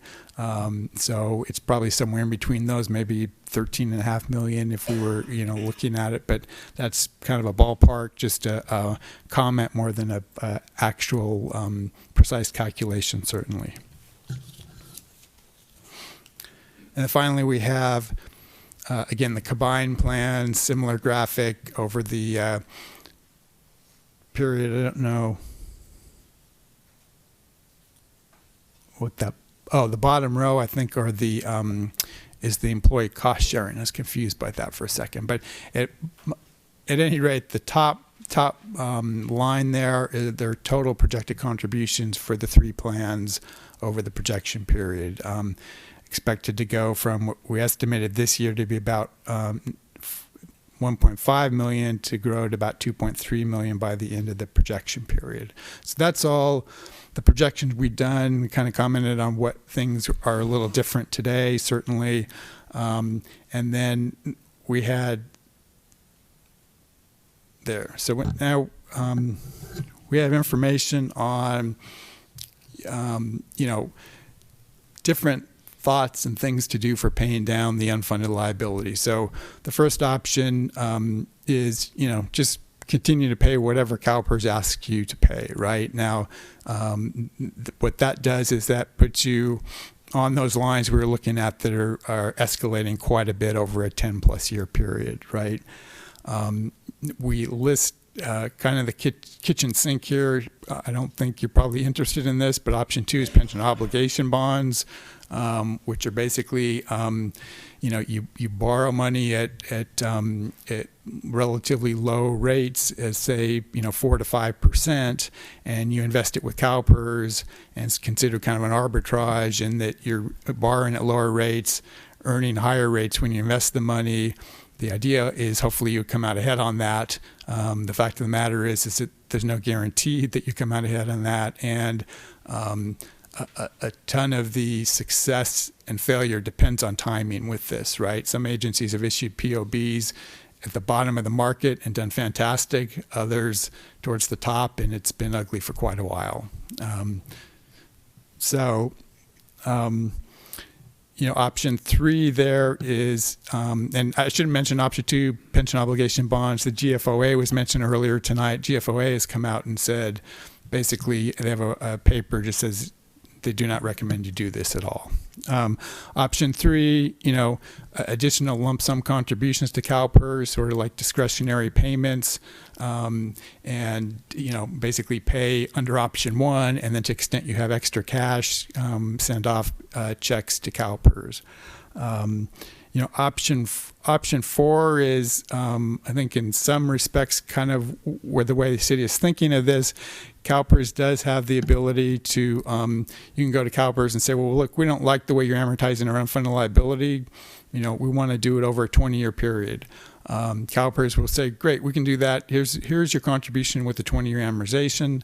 The problem is that it's you can't undo that. So if you go to CalPERS and you say we want 20 years or 15, for example, and a few years from now you're kind of wishing that your payments weren't so high, you can't go back and say, well, wait, we were at a longer period before, we put in extra money, put us back up to 22-year period or something. They'd say, no, sorry, you can't change that around. So for that reason, we don't recommend agencies do this. What's probably a better approach is just to look at your report and either have the CalPERS actuaries or have us say, okay, if you want to contribute based on a 20-year amortization unfunded, here's the amount, and just do it. Send CalPERS the money, coordinate how the additional credit will work, of course, but not lock yourself into an amortization period. the fifth option, establish an internal service fund. You could set aside money within the city. The thing about this is that, first of all, for accounting purposes, it won't show up as an offset to your pension liability, and probably more importantly, you're not going to get nearly the long-term return that you would get with CalPERS, right? So long-term, if you have the money in an internal service fund, and you look at those graphs we were looking at earlier, you come to the conclusion eventually it's going to go to CalPERS. So why have it sit in an internal service fund earning 1% to 2%, right? So that would probably be the argument against that. And finally, option 6. The 115 trust has become very popular in the last couple of years. I think there's well over 200 agencies at this point have set these up. So it's a trust that can only be used to transfer money over to CalPERS or reimburse the city for contributions to CalPERS. So it has a lot of flexibility. I guess if I go back a year or two, I used to tell agencies the trust is irrevocable. You can't get the money back out, right? You can't say, well, we put $500,000 into this 115 trust. 2 years later, say we want to get it back out. You can't do that. But what was often pointed out is that if you're in that, suppose you put $500,000 in, you're 5 years down the road and you want the money back out, you can't write a check to the city, but what you could do is you could just not write any check to CalPERS for the contribution and take the $500,000 and transfer it over. So in that respect, it has maybe too much flexibility, and some agencies don't like that, and that's part of the reason why it also does not count as a pension asset for accounting purposes either. So that's kind of one of the other options that are out there for pre-funding. We think probably the 115 trust long term, you're not going to get quite as good a return as you will if you just send the money to CalPERS. So it's another reason to to do what the city has chosen to do by sending the extra money to PERS. So kind of ran through that awful quickly, but that's kind of what I had. So that's where we are. Well, thank you. Yeah. Are there any initial council questions, comments? I have a question, if you don't mind, Yes. if I may go. I don't understand the miscellaneous versus the safety contribution, where the city's at 23% miscellaneous, but 53.4% for safety. Can you re-explain that, please? The way back, you talk on like a slide 59. Well, not 59. Yes, it is 59. Yeah. Let me go here, right? Well, so first of all, the benefit for safety is a much higher benefit than it is for miscellaneous, which is the biggest factor here. Sorry, so safety is actually police and fire. That's all you've done is combine police and fire. Is that Police what and safety is? fire. Okay, great. Right. Which in this city is essentially only police, because we do not have. Right. I understand. Right. I didn't understand the category of safety. Now I understand it. Thanks. Okay. So, Yeah. thanks. Any other council question, comment? Could you just elaborate on the fire? I assume at some point, way down in the future, we may have retirees, but is it not anything we need to think about for the next 20 years? Or? No, you're right. We don't have any retirees today, but we do have full-time employees. So at some point they will retire and they will become obligations of the city from a retirement perspective. However, both of our 2 firefighters full-time are members of this PEPRA formula, which is a more affordable formula. There is a distinction, though, between the fire formula 2.0 at 57 and our police officers' PEPRA formula, which is 2.7 at 57. So it's essentially a third more lucrative on the police side than the fire side. But that's really the real challenge here with what's driving these rates are driven by the retirement formulas, particularly the police formula 3 at 50. And so any employee that was hired before January 1, 2013 is participating in a 3% at 50 formula. that 3 of the 3 at 50 is a multiplier. And so essentially it's 50% greater than 2, which is the multiplier for all of our miscellaneous employees, whether they're tier 1 or tier 2. And I'm an example of tier 2 because I transferred from a different agency to come here. And so my formula is 2% at 60. The classic members that were here before 2013 are members at 2 at 55, but you have other agencies in California, in Napa County, that chose to enhance their retirements on the miscellaneous side from 2 at 55 to 2.7 at 55. That's what the city of Napa did. There were other cities on the miscellaneous side that changed that formula to 3% at 60. Incredibly lucrative formula, and it's driving some of the costs. So when you look at the cities that are in the 90th percentile, these are probably cities on the miscellaneous side that went to 3% at 60 for their miscellaneous staff, and certainly went to 3 at 50 on the safety side. I have another But question. is it a fair statement that our miscellaneous contribution has gone up a little bit because we have firefighters who are employees during the... No, the firefighters are not driving the costs here. No, And I know they're not the big drivers, but when this was done, I don't know that they were employees. I can't recall. they were employees about a year and a half to 2 years ago.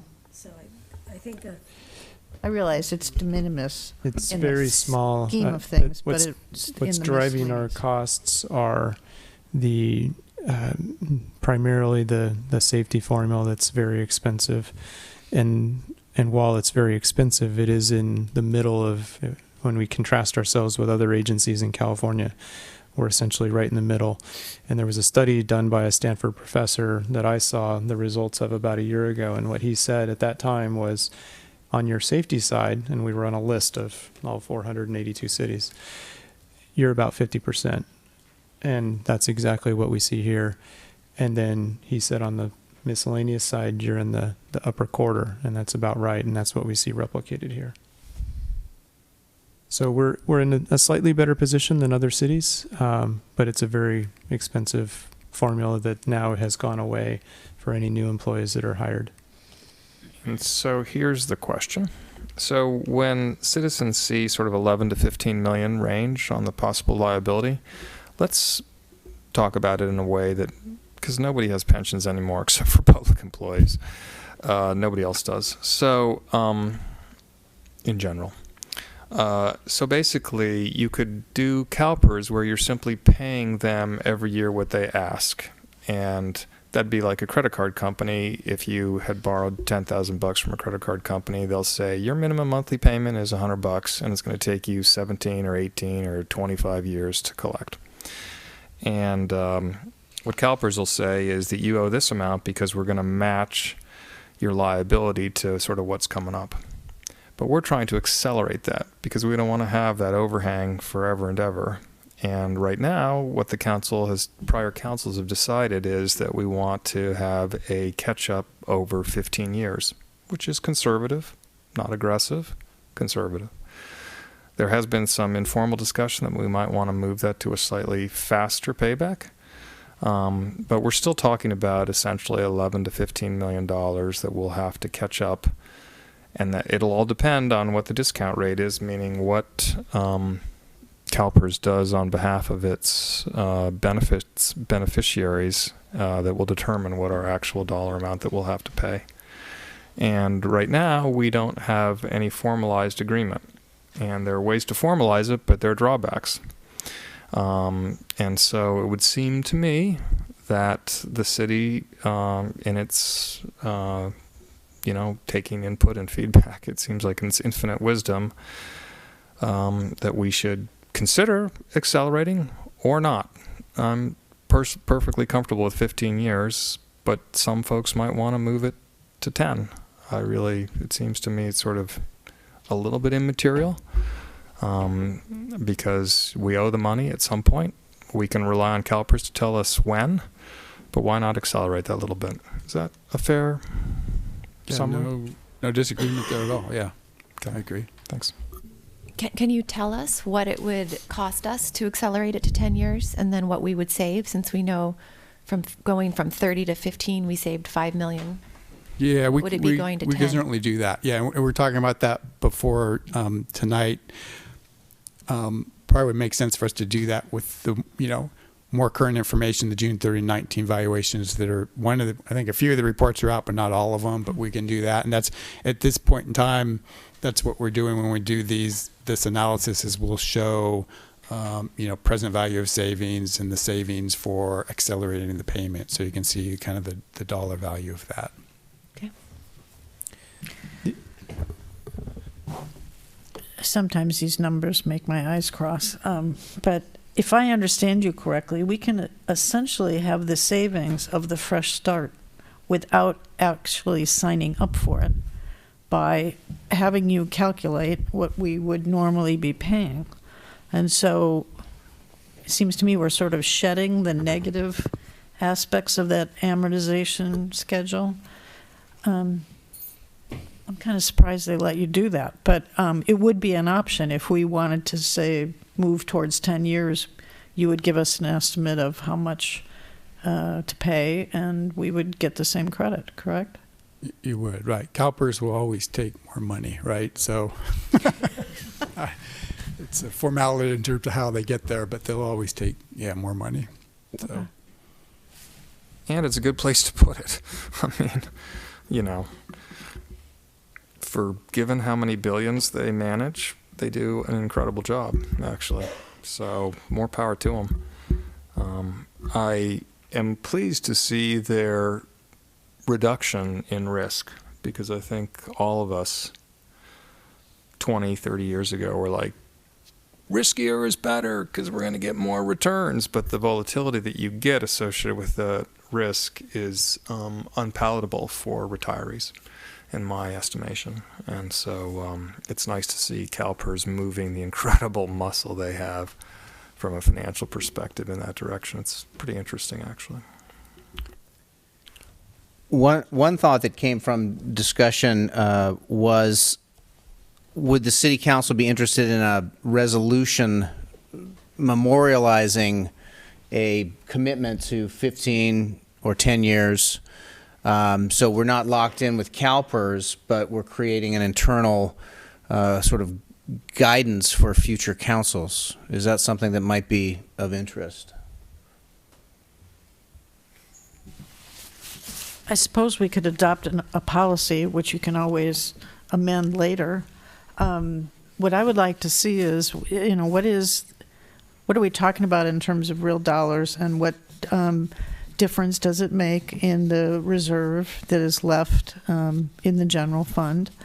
Maybe at a couple different, the 10-year idea, the 15-year idea, so that we might adopt a policy and sort of use that in terms of budgeting going forward.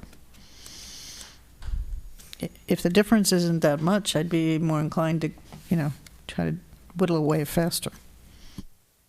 City Manager, do you have any? I think that's a fine approach. I'm also interested in knowing exactly what the 10-year clip is, because the impact on the general fund to accelerate the payments was $160,000 this past year, something that we could accommodate. And so I anticipate we'll be able to accommodate a more accelerated payment schedule. The other thing, by the way, that's driving some of the total amount here are obviously the performance of the fund. So we do encourage and hope that PERS will do well. It will help all of us across California if they do well. And we also have a number of retirees and staff that have separated. So in 2016, that was 79 retired employees out of this little city. That's a lot of people. And they're all receiving pension payments. And so that's a component. I don't know how we contrast with other agencies from that perspective, but we do have a lot of retirees. And we have, at that time, 33 separated employees and then 26 transferred employees to other agencies. So these are also drivers on our costs. Thank you. I'm going to open it to public comment at this point. Is there any public comment? Seeing none, I'll bring it back to the council. Is there any other comment, question at this point? So you're looking for direction there seems to be interest in looking at what the difference between 15 years and 10 years would be. So if we could look at that, if that could come back to us, and also if there's interest in thinking about some type of resolution to memorialize it, or however that wants to be, so there's some guidance for the future. Affirm your policy direction. Was there a resolution regarding the move from 30 to 15 years? No, it was just direction at a council meeting Ad following hoc. this presentation last year.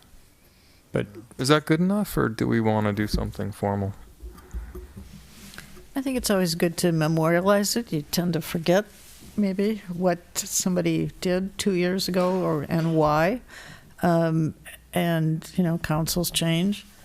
And I would think more policies. Some of these people who are reading us love policies. So I don't see any harm in creating a policy, because you could always change it. And I think, we now have, we have our policy on the city reserve, so that lets future councils know where we were, gives some guidance to the levels that we thought were appropriate to keep. So is that enough direction? Is there any other thought from the council? I think I'm clear on the direction. Okay. Thank you. Very good. Thank you very much for Thank the you. presentation and for being here. Appreciate it. Okay, that is the CalPERS at 10.1. We're going to move to 10.2. This is consideration of approval of a resolution approving the purchase of a Exelou Jupiter Platinum twin toilet in the amount of $171,200 from Exelou Corporation, and authorizing the city manager to execute all necessary documents. This is Ms. Smithies. Right. Hi, yes, thank you. For some background, this project's been in the works for over 5 years, and well, actually quite a bit longer. There's been a lot more planning that started as a grassroots efforts from the community to get to this point, and then it was brought over to the city's Public Works Department.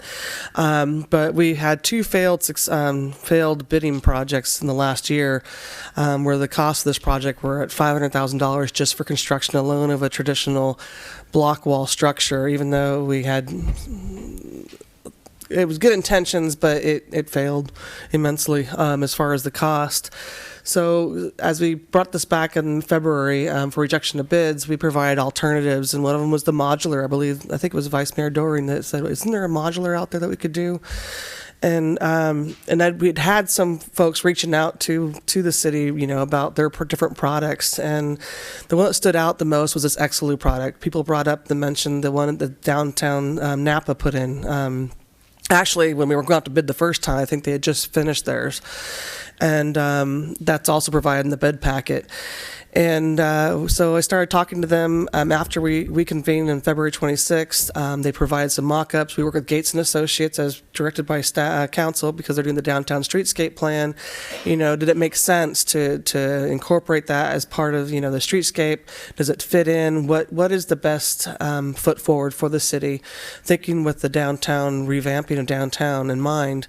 And they said the latest product coming out was perfect timing, that we had all the community outreach in the pop-ups. There was lots of dots put on the picture that we provided of one of the Exelous, not this one in particular, which is the Money Way. Our city clerk has provided one of the mock-up renderings, actually in a close proximity location of where it's proposed, and with actually one of our historic pictures. One of the options on this is the basic paint that comes with the price of $170,000, or for $8,000 they can do a wrap based on a picture of downtown, any sort of artwork. It's amazing the gallery of options that we can do with kind of these wraps.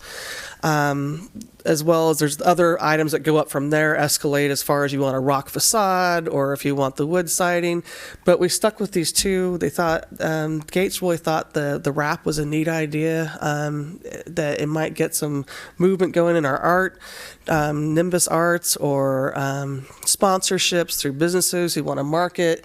The ideas were endless with the mat. The only downside is they recommend, or the life is about 3 to 5 years, depending on the conditions, weather conditions, graffiti, and but $8,000 could escalate. But I guess it's not hard to reclad it every 3 to 5 years. And then the paint, we can just go out there and paint if we just do a paint paint option.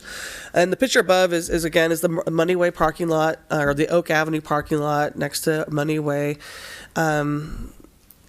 The work, we're recommending that staff could complete the utility work in-house, do the clearing and grubbing of the trees and the shrubs that are out there, and pave the way for concrete to go in for a new sidewalk and new landscape strip, and fit it in the amenities.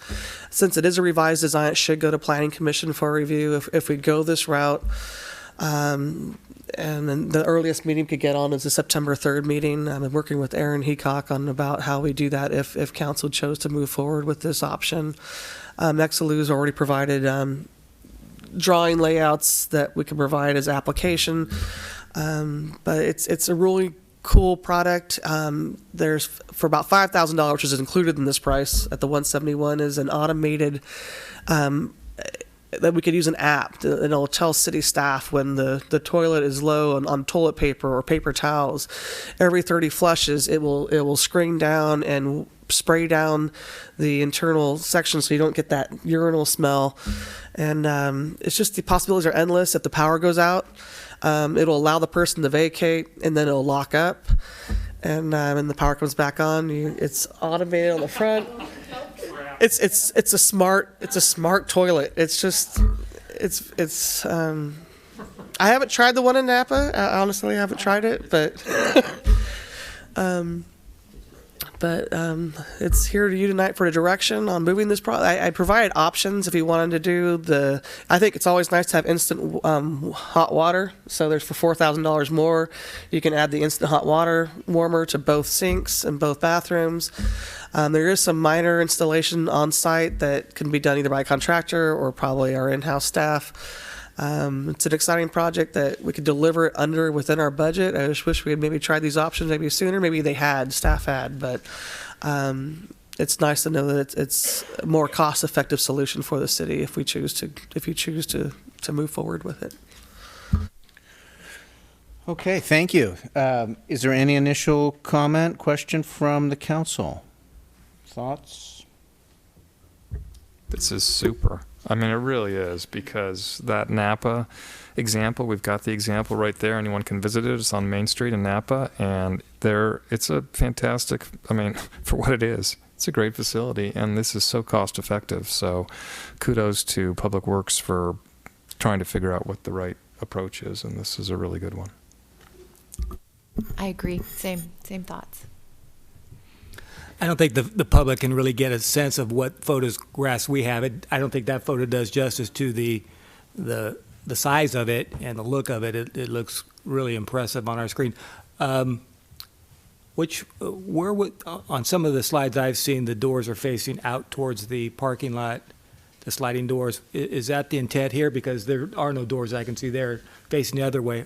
Which way would they be? The doors would be facing the sidewalk. So they'd be a little offset from the sidewalk, so they would slide. They're slider doors. They're not swinging doors, so no one would be walking into a doorway. They'll slide open and then egress outside onto the walkway. The facilities in each bathroom would be exactly the same. They'd be gender neutral, in other words? Correct. Okay. And we just received the plans, and they have all the appropriate requirements, the current requirements, public code requirements. And it's just fully automated. Paul's right. This photo is so much better. Can it be pulled up from the one that we're seeing on our staff report? Or is that too hard? It's in the staff report. The Napa photo? No, it's the mock-up in our own. Mock-up, okay. Mm-hmm. Yeah, they originally showed one taking up 2 parking stalls. So I was Got it. concerned about folks Got it. taking that. We're trying to refrain from taking any parking. There might be shortage of. They might shorten a stall. They're actually long standard parking stalls. So if we could shorten a couple of feet to accommodate appropriately. Also, the City of Napa one gives you probably a view of what it'll look like from Telegraph Alley as you're walking from Moneyway. You'll be able to, that picture from the register is actually a really good photo of how it probably look on that side. But they originally just put the mock-up and this is one of their historical photos they just put on there, and it's facing that parking lot driveway. I encourage anyone and everyone to go look at the one in Napa. I mean, it sits there in the parking lot, and it's a physical manifestation of a plan that a virtual plan that we have. So I think we're all in agreement that this is a good way to move forward. I guess the question now is, how do we want it to look on the outside? And my thought is, if we want to talk about it, but I want to open it up for public comment too. So if it's okay with the council, I'll do that Great. now and get the input from the public. Hi, I didn't come here about the toilet, but it's interesting. I have a question. If you are coming to town and you don't know there's a toilet, is there going to be a sign on the street? How are people going to know? That's my question. With Be a toilet paper trail down Telegraph. Yeah. I think it's a good thing. Yeah, I'm just curious. Some wayfinding signage is intended for downtown as part of the whole streetscape. So hopefully. And I think the merchants will do a good job of telling people where this is located as well. Maybe Might a just little help map people stop at the though, chamber if office. they knew there was a toilet. Yeah. If they, anyway. Thanks. Thank you. Is there any additional public comment?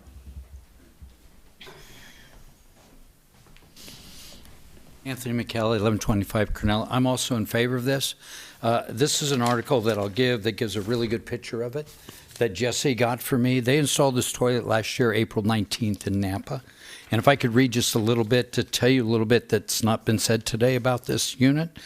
It's roughly the size of a large backyard storage unit. The XLO units call little attention to themselves with their slab-side slanted back-edged roofs. Besides each door is an elevator-like button ringed with LED that changes color. Green when the stall is vacant, yellow when occupied, red when closed overnight to deter vandals.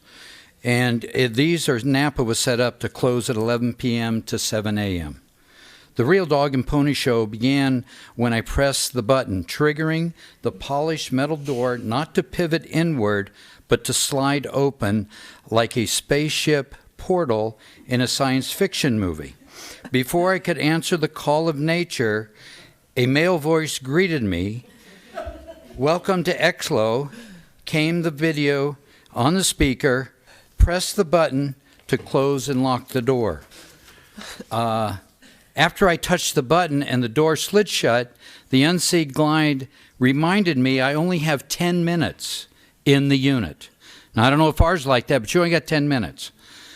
Then gave way to a piano soundtrack featuring Moon River and Memory.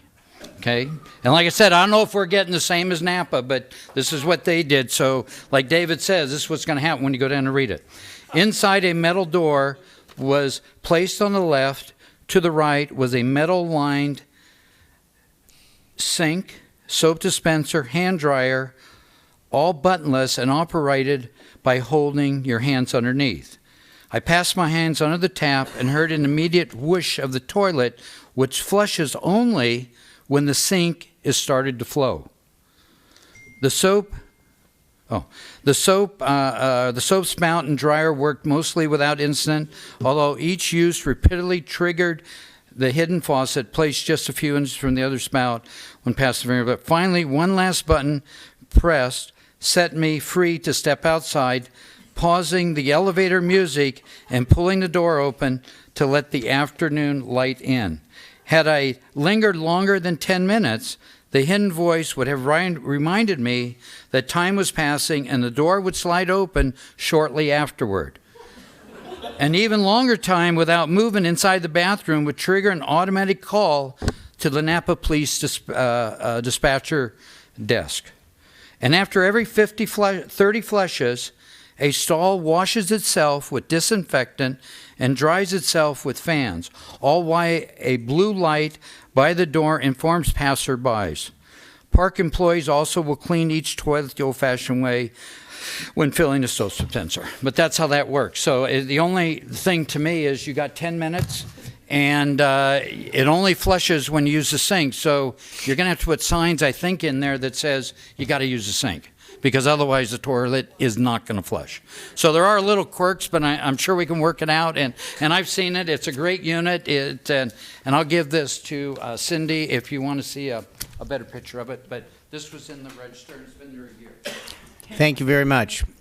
Is there any additional public comment? Seeing none, I'll bring it back to the council. Do we have any thoughts? Is there a timeline for when this can be installed? Do we have an idea? So they said about 18 to 20 weeks right now, which gives us the front end time to get the construction done needed to have it delivered to site. So I think that 20 weeks is more than enough time for us to get out there, do the utilities, the demo, and then the construction, the sidewalk, and the two. It's interesting. They're two like slabs, concrete slabs that just comes in. They lower it down, then we connect the utilities and. So if we send it back to the Planning Commission to work on what the design is going to be, will we lose time in the construction? Or we wouldn't purchase it until we know for sure if I could talk to them. Like if we want to, well, that's probably kind of put the cart before the horse. I mean, I think we're down to deciding whether we go what the finish is on the outside, right? So how will that process work? Essentially, the council will be making a recommendation. As a public building, this is required to go through design review and go before the Planning Commission. So that's something that has to happen in order for us to move forward. Okay. So, however, we would be happy to share a preference regarding finish. So if it's a photograph and a wrap versus a paint job, stone, brick, you name it, that's helpful for us to pass along. And if we make a choice and the public doesn't like it after a certain amount of time, it can be changed. I mean, doesn't have to be there forever if it's the finish. Should we let Parks and Rec, shouldn't we let planning sort of decide on what it looks like? It's entirely up to you. If you want to share any thoughts with them, we're happy to communicate those. I'll share my thoughts. I think that a photo would be cool. I think getting some art there, and we have so many beautiful photos, the historical photos. We have Nimbus in town. It's just a thought, just a preference. I'm also totally open to what the Planning Commission comes back with. I also really like the hot water for washing hands. That's really nice. As a mom and for kids, to just trust hot water a little bit more for cleaning. I want to make this nice. I think it'll have a big impact on our town. And it doesn't seem like that much more money to make this a really nice experience for people, both locals and people coming here to visit us. Which is an important point. If we want to provide for the wrap and the hot water, we need to increase the amount in the resolution. Correct? It's another $12,400, I believe. So I guess the direction would be to give us authorization, a recommendation authorization for the maximum amount for the purchase order, and then we take it to planning, and then if they bless off or approve the the wrap, then we could move forward with the purchase authorization potentially the following day. That's great. So we're not adding more steps. We're accelerating as much as we can. I like that. Any other thoughts? I'd like to confirm Anna's desires in terms of the wrap and the warm water. I support those ideas as well. Mm-hmm. So, are there any other thoughts here?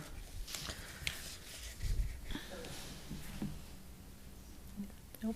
No? Okay. No. Well, I think then I'm going to ask for a motion. Well, I'd move that we approve the resolution for the purchase of the Exelou Jupiter Platinum Twin Toilet, but in the amount up to $183,600, and authorize the city manager to execute all necessary documents. Second. And roll call, please. Councilmember Coperstein? Yes. Vice Mayor Doring? Yes. Councilmember Chateau? Yes. Newton? Yay. Mayor Ellsworth? Yes. Well, very good. That was a long time, a long process. Thank you very much, everybody, for all the work and patience on that. And it was good to see that move forward. Okay. So we will now move on to, we've done 11.1, so we're moving on now to 11.2. This is consideration of request by Our Town St. Helena for a $450,000 loan from City of St. Helena Housing Funds to facilitate purchase of 963 Pope Street for subsequent workforce housing project. And this is prepared by Mark Prestwich, City Manager. Thank you, Mayor. Our town, St. Helena, has notified the city that it's negotiated a charitable sale, price of $850,000 with the seller of 963 Pope Street. This is a property that consists of a 784 square foot building with 2 bedrooms, 1 bath. It's in good shape on approximately 0.29 of an acre. They're seeking to acquire the parcel in order to construct an additional 4 units on the back half of the property. And we've invited them to share their proposal with you today. I do want to point out 2 additional documents, actually 1 document that we've handed out and then some additional information. I received some questions about the city's current responsibilities under the Regional Housing Needs Allocation process, and so that's RENA. And we have a handout for you that shows what the current status of those figures are. And then secondly, with respect to the available funding, our fiscal impact section of the staff report references the fact that $420,000 is available in the Affordable Housing Trust Fund. That's Fund 751, and $119,631 in the Measure E Housing Fund, Fund 752. We need to update those numbers a little. The Measure E number has climbed with an additional month's receipt to $123,000. And then in recent conversations on the Turley project, it appears that there is going to be a possible need to allocate up to $130,000 toward that project. We're going to have a subsequent conversation about that at a later date, probably at our next council meeting. And in addition to that, I think in the course of investigating that, it looks like we overlooked is it 100,000? I'm going to have the finance director explain where that is on a number of future obligations that we're still in custody of the funds, but we've reached agreement to make funds available, and we're going to address those numbers. Thank you. So the 2 items for clarification is City Council did authorize through the nonprofit grant process this year the allocation of $25,000 to our town, St. Helena, as part of the nonprofit grant program. I neglected to decrease that from the dollar amount that's available in the Affordable Housing Trust Fund. Additionally, our town, St. Helena, came to City Council on 2 different occasions asking for additional funding. The total dollar amount of funding was $180,000. It was $180,000, and it was for the designation of 3 of the units being very low income. So out of that appropriation that the city has designated, only 7 of the 8 units have been sold. They've actually been recorded, so those are clear. Out of the 7 that have been sold, 1 of them was designated very low income. We did utilize $40,000 of that $180,000 to go to the very low income. So that does leave an additional $140,000 that is in the trust fund, has been allocated, but has not actually been used yet. So that's why we had to decrease the numbers in there. There is 1 unit that still hasn't sold yet. And in one of my last conversations with our town, St. Helena, when we're doing the closing documents for the other 7 units, they don't know if that's going to be a very low income or not. So that potentially could free up, if it is not designated very low income, it could free up approximately $140,000. So at this time, I'd like to invite Erica Sklar and Mary Stevenson to provide an overview of the proposed project.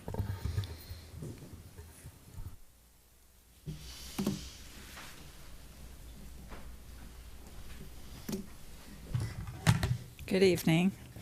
I'm Erica Rotman-Sklar, and I'm a resident of St. Helena, and I'm also representing our town, St. Helena, tonight. So we're coming here to request your assistance with... How's that? We're coming here to request your assistance with creating 5 rental homes in St. Helena for St. Helena workers and St. Helena residents. So if you could move us to the first slide. So our town, St. Helena, was formed in 2008 by a group of community members who came together and were concerned with the rising costs of housing. Next slide. We're going to go through these quickly, so I'm told I need to make this short. Our town, St. Helena, has 3 projects under its belt. The most recent is the USDA home ownership program that's called Brinkle Court, with the 8 families who are building their own homes at this time. These families were all currently St. Helena residents or worked in St. Helena when they were accepted into this program. Next slide. So we wanted to show you some progress. The families here are digging the trenches and getting ready to pour the slabs. And then you can see on the left the sawhorses that were built by volunteers, and that included me. I built one of those. Okay, next slide. So tonight we're proposing infill housing on 963 Pope Street. The seller has a certified appraisal for $1.3 million. Our town, St. Helena, is requesting a 24-month loan in the amount of $450,000 to assist with the purchasing of the property. Additional acquisition and pre-development financing is being pursued with other lenders. Several lenders have expressed an interest in funding if the city commits to fund as well, and they will add funds to cover some pre-development costs, which include their interest reserve and fees, surveys, engineering reports, taxes, insurance, etc. Our intent is to secure the property and close in September. The 2-year loan period will allow our town, St. Helena, to determine the feasibility and the financing of the project and work with the city to determine the permanent financing options. Next slide. The lot is almost 1/3 of an acre. It's zoned medium density, which will allow 5 units on the property. There's an existing home, and that will make an excellent rental unit. The back western corner is in the floodplain, as is the Ogletree Apartments behind it, and this can be mitigated through site work. Our town, St. Helena, understands that a decision made today is not a decision to approve the development proposal, as that will go through the usual planning commission and city council process. Next slide. Sorry, back up. Yes, in summary, thank you. In summary, our town, St. Helena, is proposing to provide 5 homes for local workers, seniors, and small families. The existing homes could rent for approximately $2,400 a month, the existing home, we're thinking. And the 4 new homes could rent for between approximately $1,200 and $1,600 a month. Again, these amounts can shift, but this is what we are thinking about at this time. This will serve people whose incomes are between 60% and 120% of the area housing income. Now, lower rent restrictions are possible, but it depends on the funding sources that we are able to obtain for the interim and the permanent financing. Next slide. The site study here is a possible scenario. It shows that we can lay out 5 homes on this site, with the existing home is over on the left, and next to it is a 2-car garage. There's a loop for the driveway, which would access the 4 townhomes built on the back, which is on the right-hand side of the screen, with parking for each one of them. Additionally, we believe that existing trees can be preserved. But again, this is just an example to show what we can build on the site. And now the next slide. And if you could skip that one and go again, and skip that one as well. So our town is proposing an ambitious timetable. We would like to get the property under construction next year. The public engagement process will be the first step after acquisition, as well as soliciting and obtaining permanent financing sources. Next slide. So the $2.7 million estimated price tag at the bottom assumes that state prevailing wages would be needed, as well as additional costs that are associated with obtaining public financing. This is an estimate at this time. It will be revised as we develop designs and as we obtain construction and permanent financing sources and better understand what their requirements are. It is considerably more expensive per unit to build small developments, but this unit price is in fact in line with industry standards. Next slide. So our goal is to make this property affordable for people earning between $50,000 and $100,000 a year. So using this as a goal, we developed this permanent funding sources. This is an example. What we did is we took the rents that we would be charging to come up with the maximum conventional loan. And then we added subsidy sources that are typical in affordable housing developments of this kind. So the main reason that we wanted to put this together and show it to you is that it shows that this is a feasible project. We have a good idea of what the costs of the projects will be, and we are confident that we will be able to find the financing. Next slide. So tonight we're asking for a short-term loan of $450,000 to be paid back in 24 months with 0% interest, payment deferred. The loan will be secured by the property and subordinated to a second lender. We will need the funds to be available to close escrow in early September. Next slide. Tonight we are asking for this short-term loan to obtain site control. So site control is necessary and required before we can solicit funding for construction and permanent debt. Site control is also required before we can develop the designs and engage in the entitlement process. The charitable sale that makes this development possible requires a short escrow. The remaining funds required for close of escrow and funding of design are all dependent on the city's participation. We believe your risk is low because of the high appraisal value, allowing the property to be sold to recapture the city's loan if the development were not to proceed.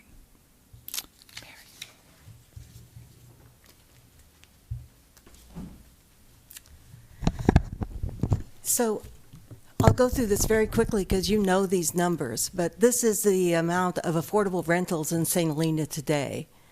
You can see the waiting list on the left shows that we have a 2-year waiting list for all of our subsidized housing at Hunts Grove and Stonebridge. But the important thing is if you look at the bottom, there's 212 income qualified rentals in St. Helena based on the city's data, and only 24 of those, or 11%, have been built in the last 20 years. Next slide, please. And this is affordable home ownership. There's 32 income qualified homes in St. Helena today, and only 3, or 10%, have been built in the last 20 years.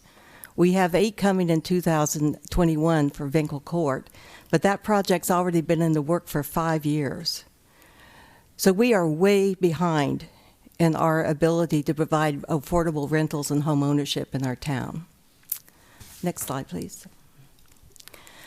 So looking at the RENA numbers, it was great to get this latest document, but I think that there's one correction that we can make on it because there is, of the 7 homes that are in the Vinkle Court right now, 1 is very low income and received a $40,000 subsidy for the city for that. So we actually have 6 units in very low income to date in this cycle and need 2 more.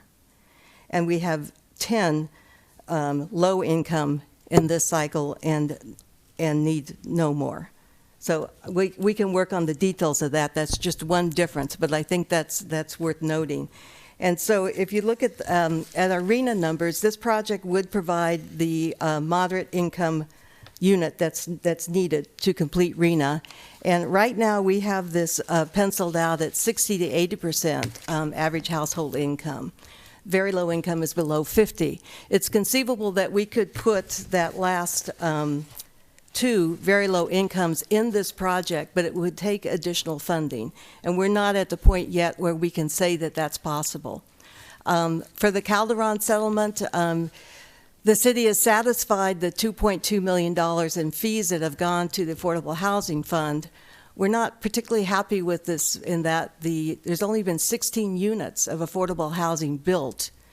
And the goal of the settlement was to do 30 incremental units by 2022. So even though we've achieved the goal from the settlement, we're still not building enough housing. So I don't think we should take that one off the table either. Next slide, please. So this is a small project that costs a lot of money per unit.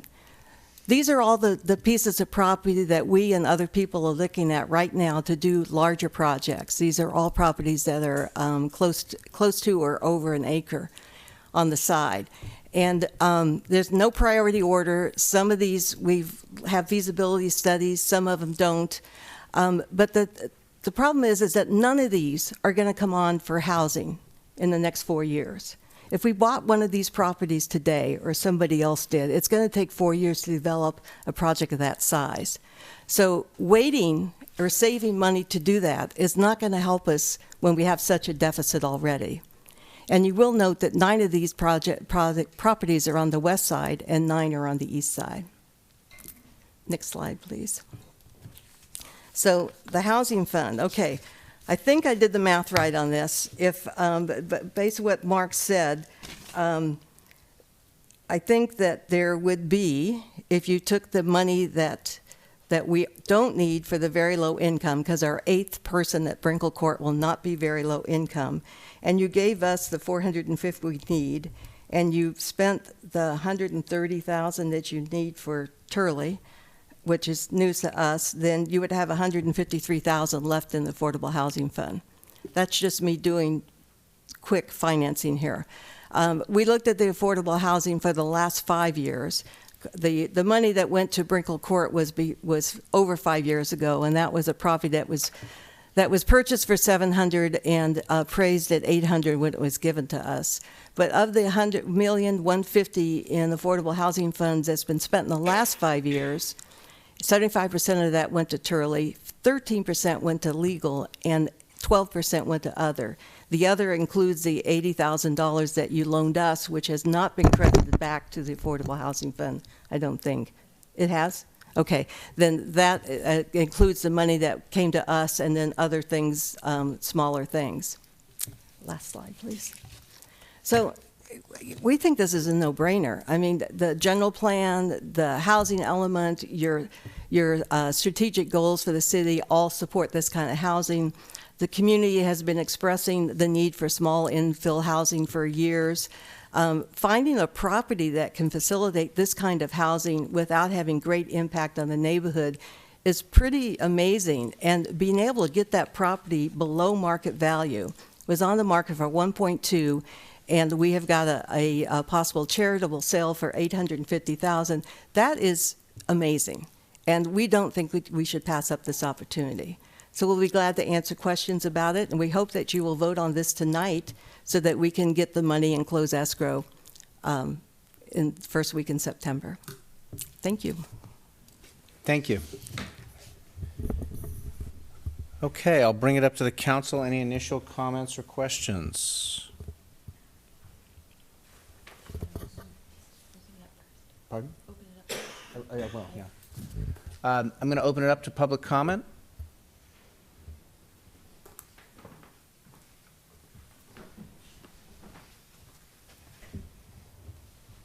Good evening. My name is Marisol Vargas. I'm a newcomer to San Helena. However, I have embraced this city as my own. I am the resident manager for Hans Gross Apartments, and I see every day the extensive need for affordable housing. I need to update the slides because So many people have come to us that now the waiting period for Hunts Grove is 3.5 years. One big concern has been about whether the people that want to rent this affordable housing really live or work in San Helena. I spoke with my counterpart, the manager at Stonebridge, and 99% of her tenants do live and work in San Helena. In Hunts Grove, out of all of my tenants, I only have 5 family members that do not work in San Helena. Everybody else work around here. So it might be only 4 units, but those are 4 families that would not come to my office crying because they cannot pay their rent or they cannot find a place to live on the next month. Thank you for your consideration. Thank you. Thank you. Additional public comment? Hi, I'm Larry Vermeulen. I'm the project manager for our town. And I'd love to talk about construction stuff, but I have something else on my mind. You received a letter of opposition to this and apparently to any other workforce housing projects from a group calling itself Hunt Street Neighborhood Co-op. And it was very disconcerting because these folks state right at the outset that they are afraid to identify themselves because of public pressure or shaming, ostensibly from our town and others. And that bothers me as a citizen of St. Helena. I think that anyone in this town should be welcome and comfortable, if not with public speaking, certainly identifying themselves and making their viewpoints known. So I don't know what the backstory is, I don't know what the history is, but I would encourage these folks to come forward and make their views known. And I don't speak necessarily for our town's board, but I know them, and I think I can say that we're all in agreement that we would welcome a discourse. That said, there are some inaccuracies in that letter. And I think when a letter like that goes into the public record and it's got errors in it, that someone needs to call them out. In one case, they say that there's an argument about the county not doing its part. I don't know that I can weigh in on that, but they are incorrect in saying that the county does not have any process for accessory dwelling units. I know for a fact that the county encourages junior accessory dwelling units because I went to one of their seminars. They are actively encouraging people to convert unused rooms in their homes to the extent that they will give you a no-interest loan for doing so. As for discussion of whether the county is doing their share or not, I don't know. What I know is that we have a need in St. Helena, and whether someone else is doing their part for their community, I don't think makes a difference to us as citizens of St. Helena as to what we do for our people. So I don't buy that. I don't buy that argument. The letter states that the residents of affordable housing pay just a small portion of property tax, if any at all. The implication being that the rest of us have to bear the difference. That's inaccurate. The residents of all housing in Napa County pay their proportionate share of property tax. Brinkle Court, with which I'm quite familiar, those residents are paying the same property tax rates as any other homeowner. The difference is that their homes are deed restricted as low-income homes for a minimum of 55 years, so their property tax is based upon that valuation. The other side of that coin is they're not participating in the active gains in the real estate market. They don't get to sell those homes at market rate. They sell them at a formula that you are probably familiar with, but they are not going to make big gains in the real estate market. And as Marisol pointed out, these are we're taking 8 families that are currently renters. They're currently paying no taxes at all. So you're taking 8 non-tax-paying families, converting them into tax-paying families. I just don't see what the argument is against that. And as to whether our town, St. Helena, should be influencing housing policy in St. Helena, there seems to be some history of animosity. I don't know what it is, but obviously our town formed itself with the goal of making a difference in this town. We know that our middle class, our working class. Sorry, Mr. Mullen, the Right. 4 minutes are. Isn't that a warning? I'm sorry. Is that it? The yellow light. Yeah, sorry. Just to be fair to everybody, but you can submit a letter. That's fair enough. Thank you for your time. Thank you. Is there any additional public comment?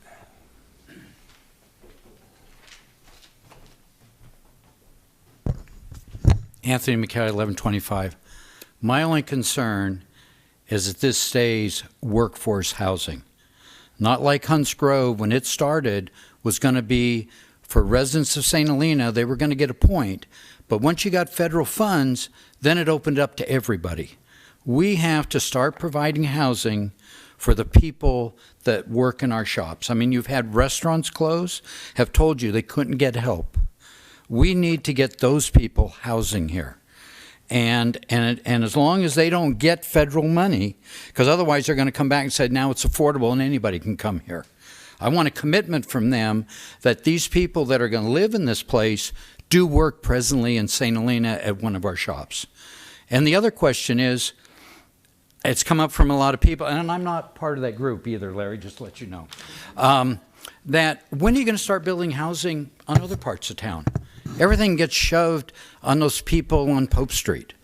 I mean, I'm just wondering, when is it going to happen on the west side or north or south?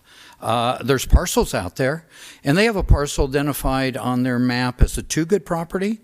I know for a fact in November you're going to get a hotel developed on that property. They're going to propose it because they're in our building. So that property is off that map. Unless for some reason this city does not want a hotel there, and then you tell them that, and then you end up getting housing there. But I know they're going to show up. They were going to show up in August. It's taken them a little longer time, but that's in the works. They have all the financing, and that is coming to the city. That will be another hotel that maybe in 5 years will be built. But I would just like to see you spread this housing a little bit around town and make sure it's for the workers here, because they could walk to work. We'd reduce some traffic at least. I mean, traffic's becoming a nightmare here.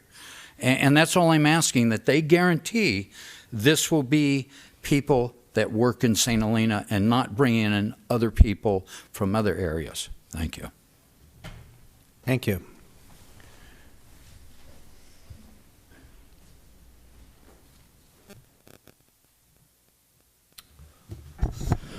Good evening. I'm Jim Haslip. I live over in Sylvania Avenue. I've been very, very interested in affordable housing since I first came into the county, having worked in agricultural areas before with poor populations. And I was disappointed when I came into St. Helena to find that not only was there a great shortage of housing for the people who do a lot of the work day to day, but actually over the last 16 years I've been here, the number of units of affordable housing has actually decreased. And so, as you're well aware, and so I'm very much in favor of this project, but I also in favor of it because of the way it's being approached, and that is, you have a certain amount of money, and the money can go a long ways when you lend it out and you get it back again, and you can use it again to support another project in the future.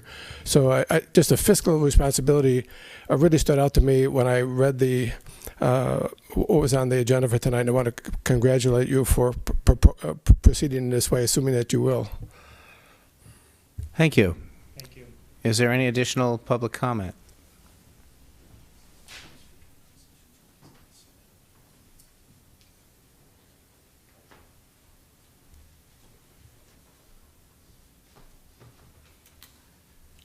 Not as tall as Larry. Good evening, all. I'm Rick Krebs, and I'm appearing tonight on behalf of St. Helena Housing Coalition. And we are here tonight in support of this proposition. Our town has set forth their application for funding regarding their parcel at 963, exactly the kind of infill that this community needs. Furthermore, the request for a $450,000 loan seems reasonable under the circumstances.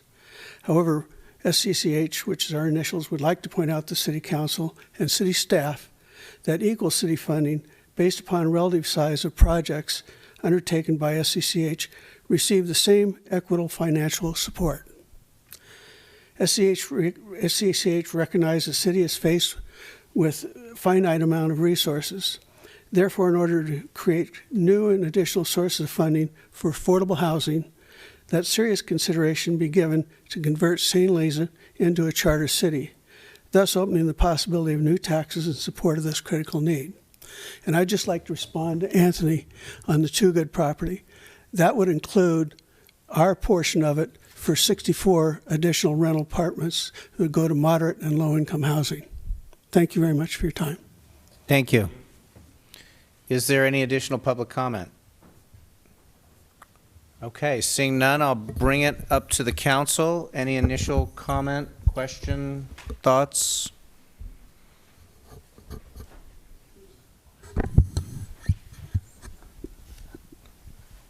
I'm left still a little confused. Maybe we can run through the numbers one more time, given what has transpired.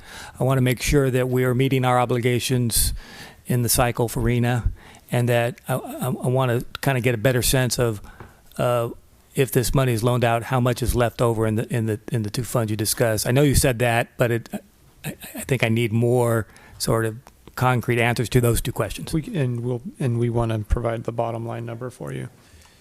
In terms of RENA numbers, do you want to, maybe we can start with just a comment on the 3 versus 2 on the very low income? If what Mary said is correct, and we can verify that, it would drop us down to 2 remaining, very low, 1 moderate, with 3 total. Staff will need to verify that, but 1 moderate and 2 very low would be the sum of those two. That's correct. Of the remaining units, and that's in order. Those units need to be approved by the year 2022. By the end of the year, yep.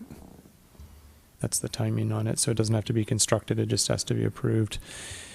And that's a goal, not a firm requirement with punitive or financial penalties. At the moment, that's correct. There is pending legislation that could end up putting some more weight behind these RENA numbers with potential penalties from the state, basically withholding money. And then if the county lends money and requests some kind of an allocation of our RENA qualified units, how does that affect whether we meet that goal of the 3? That's sort of the moving target that I'm more concerned about. So the units that you're speaking of before, those are actually going in the next cycle. So those will be actually taken, whatever the county's allocation is in the next RENA cycle, those 3 units will be taken from the county and added onto ours. So if the transfer agreements go through and are upheld the way they intend them to, essentially we'll be taking 3 of the county's units in the next cycle. And, I'm sorry. This is the other numbers. What would be left over after if we decided to make this loan? Based on my light doesn't come on. So based on the information today, as our town St. Helena stated, if the 8th unit, they are not going to be selling that as a very low income. City council can rescind a portion of the resolutions that we designated the $180,000 funds and reduce that to $140,000. With our current fund balance, with what's available in the Affordable Housing Trust Fund, plus the Measure E funds, everything that's available to date, total amount available to loan would be $440,825.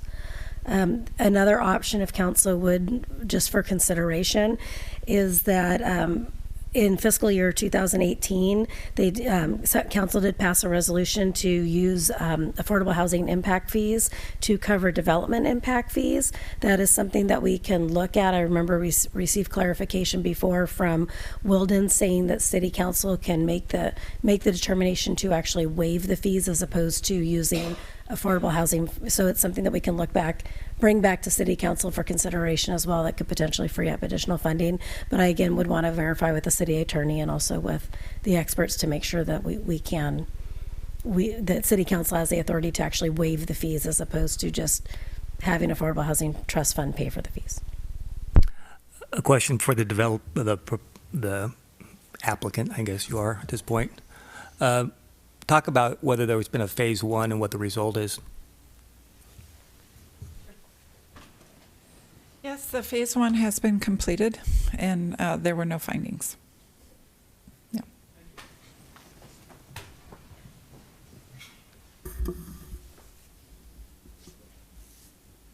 We need to make progress, I think, on this sort of housing. I want to be sensitive to Mr. McKelly's concerns, though, that it actually addresses folks that are working here or already living here. I don't know if we need to attach a condition, but I really want to be sensitive to that. The other thing is I really like the recycling idea, that potentially the loan could be taken out with construction financing, and so therefore we don't leave our money in for all that long, and so that the city can recycle it into the next project that comes hopefully before 2022 to do something similar, because this really is sort of seed financing is what this is, and given that it's attached to the property itself, it seems pretty safe. I had a question for the city manager. A few weeks ago, I was contacted by one of the county supervisors about a RENA discussion. I think probably, for the next cycle, how the cities and the county are going to work, try a little bit harder to work together. Have we heard any more about whether that discussion is going to be happening? We have, and I don't recall the date, but we had a meeting with city managers on Friday and had that same discussion just to clarify process, because there were two discussions that were coming from, one from the county and one from NVTA. And I think we've reached an approach that will ensure everyone's participation in a process that will move that discussion forward. We are anticipating that the numbers are going to substantially go up in the next round. And so it's my understanding, I think we peaked at Sacramento County numbers last week, and the increase was about 48% over the prior RENA responsibilities. So we're anticipating post 2022 that there will be a larger obligation on the part of the city. Plus what we are taking from the county, right? Correct. Any thoughts, Ms. Coberstein? Well, I have some concerns. I'm trying to be sensitive to the closing date and really understand how the money comes in and goes out. I am concerned about the county money because in the case of Turley, they put in about what we put in initially, and it was a transfer of 2 units. And I think we need to really understand what is the county expecting right now. If we put money in and we get taken out, does the county get taken out too? In which case, why should we still owe them, 2 units? And so I think there are questions about RENA that I would like to understand. I would also like to know, is there someone out there other than the county? Some local employer, some group like the Vintners, or someone who needs housing for their employees who would be willing to be the lender in lieu of the county, in which case we could shed this requirement of taking some of their allocation. I think we have to look at those agreements. The one I looked at said we credit them with units. I don't quite understand what that means. I don't know if that means what we built goes in their column, or it means that we are taking their units. I think it's unclear in those county agreements. And so I would like to know what the county really expects as far as RENA, and if there's somebody else who's going to take them out later, does there really have to be a transfer agreement? I would... maybe I should finish all my thing and then you can... we're lacking a real zoning analysis of this property, and we don't know what kind of approvals it's going to need, which could make it feasible or not feasible. And I'm only sensitive to this because our recent experience with Turley was we had some feasibility problems and had to keep putting more money in. And so I'm curious to know and really understand what the exit strategy is if something doesn't work out. I think I understood you to say that you could always put the property, back on the market, and pay everybody back. But we are being asked to put in money in order to close and, really find out all the answers later, which I'm a little queasy about if I don't know the answers to some of these questions. I think that's it for now. I guess I'm also wondering, it wouldn't be as many units, but suppose we just used the house and put an ADU on there very quickly for a very low-income family.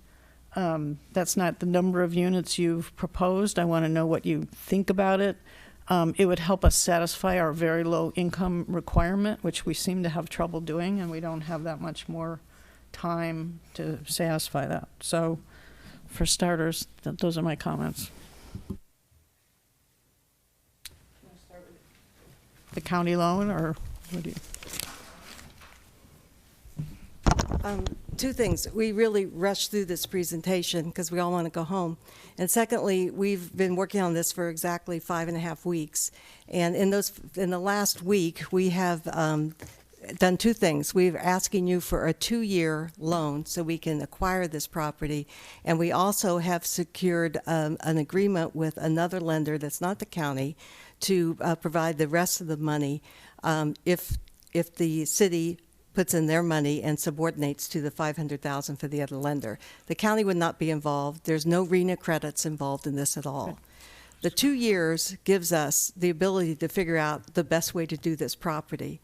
And we have the ability to do that because we have the professionals in line to make to do the investigation necessary to do that. Feasibility as far as the zoning, as far as the floodplain, as far as the architecture, as far as the fire entrance, all that kind of stuff. We need the land in order to do all that kinds of stuff. Our first financer, who will be in first position, will provide us with the rest of the acquisition as well as the initial money necessary to do those feasibility studies. As far as a very low income unit, there's only one unit left to do that. There hasn't been any very low income units built in St. Helena except for the Magnolia Oaks, where there were 6 units built and there's only 2 being rented because it's at the discretion of the homeowner. There hasn't been any other low income units built in St. Helena that weren't supplemented by either the city or somebody else. So if you want another very low income unit, you will probably have to provide supplementary financing to get that, because you cannot do that in a project with 5 units. If we're building 30 units, we could do it. So that one's a hard one. The rest of it, I think we can satisfy those challenges. For your question about ending up in a situation that you are finding yourself in with Turley. So I want to put that to bed. The way we do development for affordable housing, Turley did not follow this model, but this is the model that should be followed. So you acquire the land, and then you go out and you solicit all your financing and you get it all committed. You don't touch the land. You don't do any construction on it. You don't clear the land. You do nothing on the land, because that is a qualifying action that disqualifies you from any public financing source other than the city. So in the Turley's case, they went ahead and they cleared the land and they were no longer eligible to solicit financing. I happen to know that project was designed originally to not require any city funding because it was going to get all public financing. But they didn't ask for any of it because they couldn't, because they didn't know and they made mistakes. But we aren't going to make those mistakes. So by the time we're ready to close on the construction financing, the entire project will be financed and committed, and our construction contractor will be an RFP out for a what do you call that, bid, solid bid. So a few change orders, but Fixed price. Thank you. Fixed price. Fixed price bid. And I have done this multiple times in other communities and in St. Helena. So this is the process we follow, and you will not be asked for any additional funding that you weren't expecting. That doesn't mean we wouldn't come back and ask for you to participate in some permanent financing. But again, that's all in the future. That's after we've figured out whether or not there's any design issue, that it can be done, that you want it to be done. And again, it's secured by the property, and therefore, if it can't move forward, you would be able to get the property out. I would also add, Turley also took on some loans early on from a bank, and then needed to pay that back. And so they solicited funds from the city to pay their loans back before construction ever started. So none of those issues are issues that would come up with our town, St. Helena. Thank you. I just have one more sort of follow-up question. I don't believe the city has done a zoning analysis on this project yet. Is that correct? That's correct. Essentially, all we have at this time is a vague concept. There's no project that's been submitted, no application pending or anything like that. I have a question in my own mind of whether and how a 4-unit building is allowed on the property under our current zoning. I can see lots of ways where a 3 might be allowed because triplexes are allowed in the medium density district. And it's true, you would find this out later. If it turns out it's not 4 units behind, it's 3, is it still a feasible project? You'd have to pencil it all out. Yeah. The only other wrench I'm going to throw in the works is that under our ordinance, when we give concessions, we're supposed to get a loan. We're supposed to have a recommendation from our housing director. I'm a little uncertain that you can give us that recommendation tonight. I'm more than willing to continue this and get it, but I do feel that unless you are ready to give us a recommendation. This is the first I've heard of that. I didn't quite hear what you said. Yeah, this is the first I've heard of that. I didn't know a recommendation was required in order for the council to give out a loan. Well, in our inclusionary housing ordinance, I think there are going to be concessions required maybe to make this feasible, and an affordable housing project certainly qualifies for them. And I'll just refer you to this, it's section F in that inclusionary ordinance, that if somebody is actually building what they're required to, which in this case would be 2 affordable units, we're actually going to have 4 probably. They are eligible for a number of concessions, including a loan or a grant from the city. And I realize everybody, we haven't done this that many times, but it seems to me it's supposed to come with your recommendation, which I assume is based on a little bit of analysis. We can provide direct financial assistance in the form of a loan or a grant using trust fund or other appropriate funds, subject to the recommendation of the housing director. And we can do a lot of other things, which I think are contemplated here, but we don't know exactly what they are. And again, it's partly because of the timing, because you'll see in the beginning of this section, what's contemplated is you've actually had the time to do the zoning analysis and you know what it is that you need, so you come to the city and you have the public hearing dealing with the concessions or whatever they are. And this is just part of our procedure now.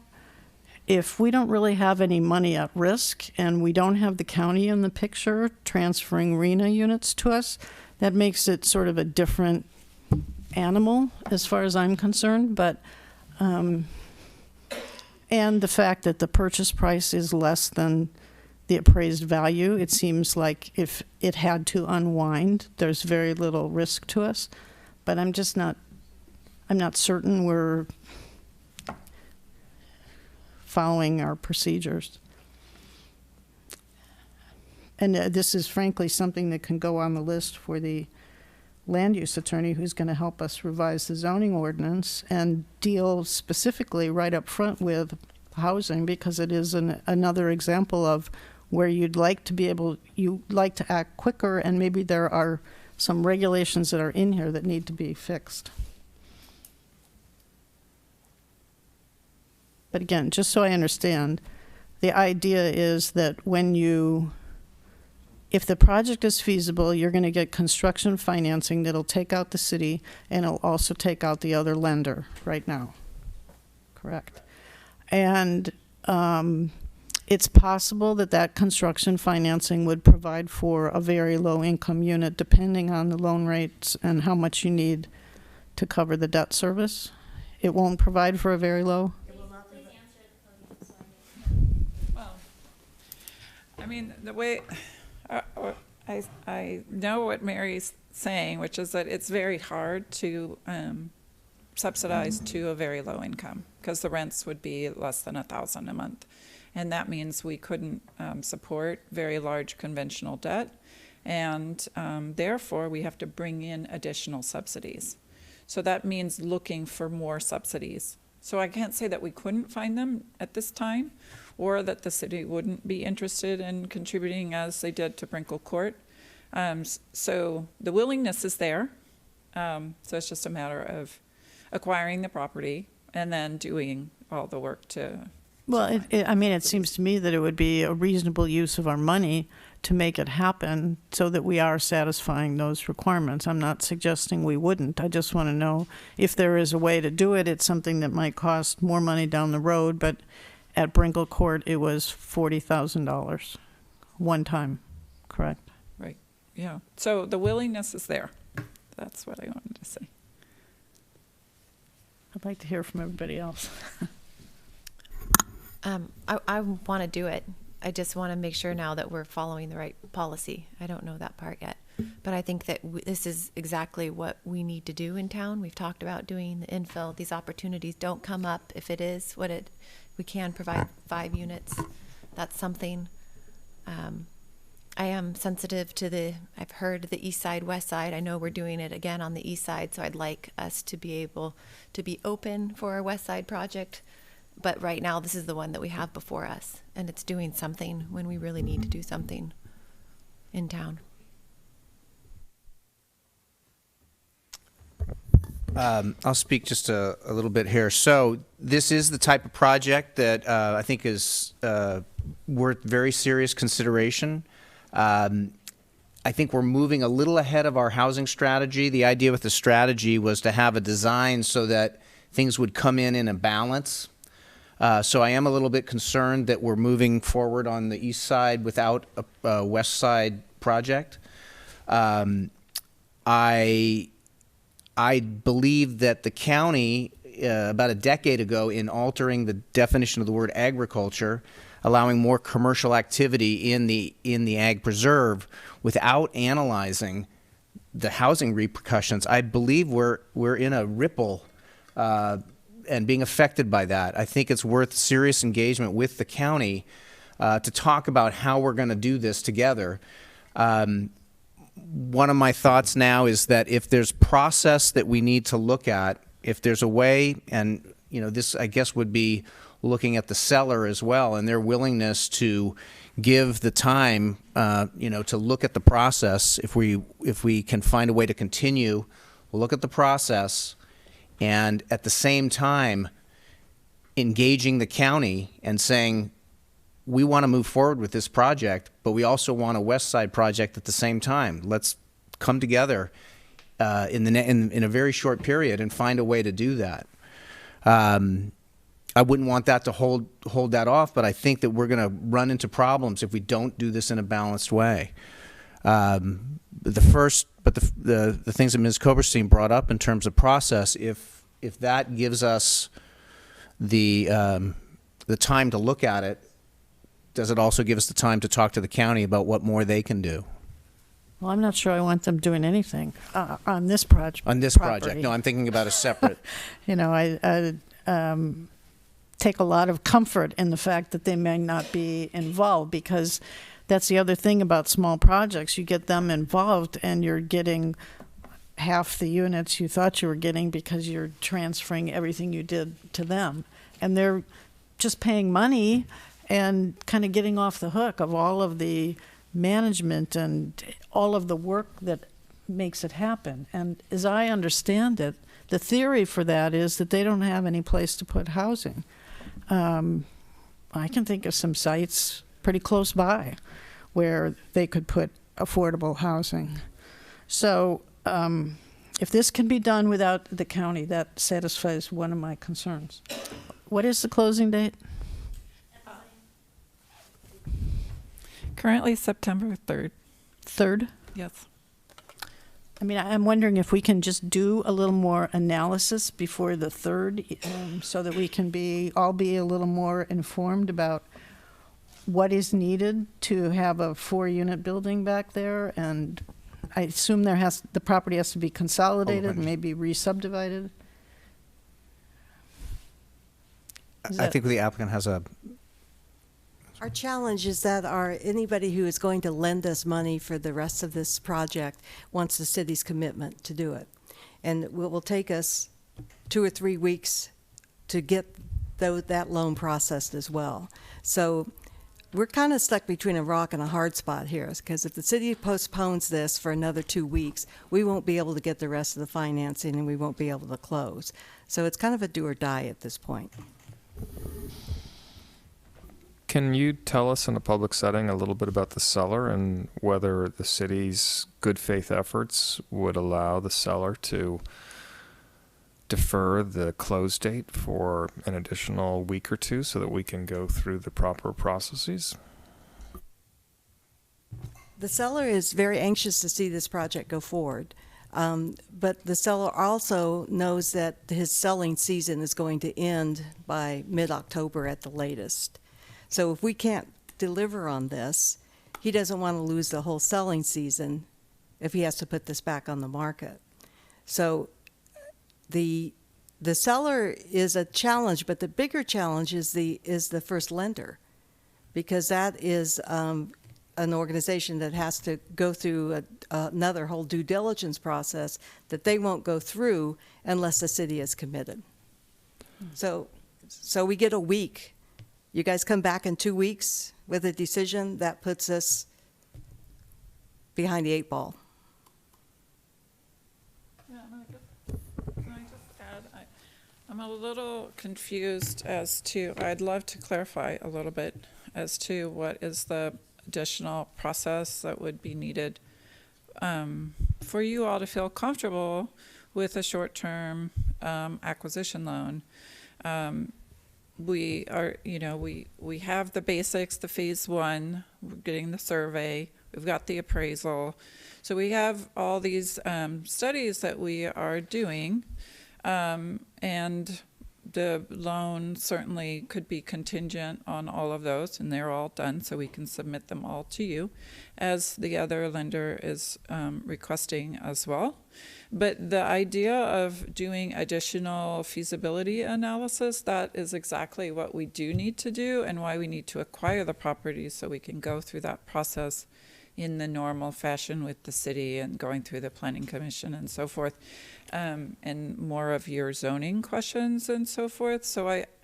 But I feel like if we end up going down that path and discovering that that's not feasible, that's when we would be able to sell the property and give the money back to the city.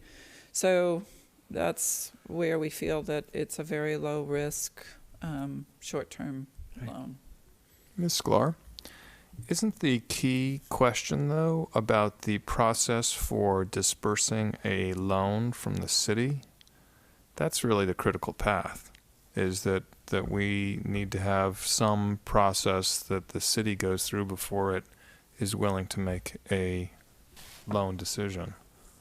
So could you tell me a little bit more about that?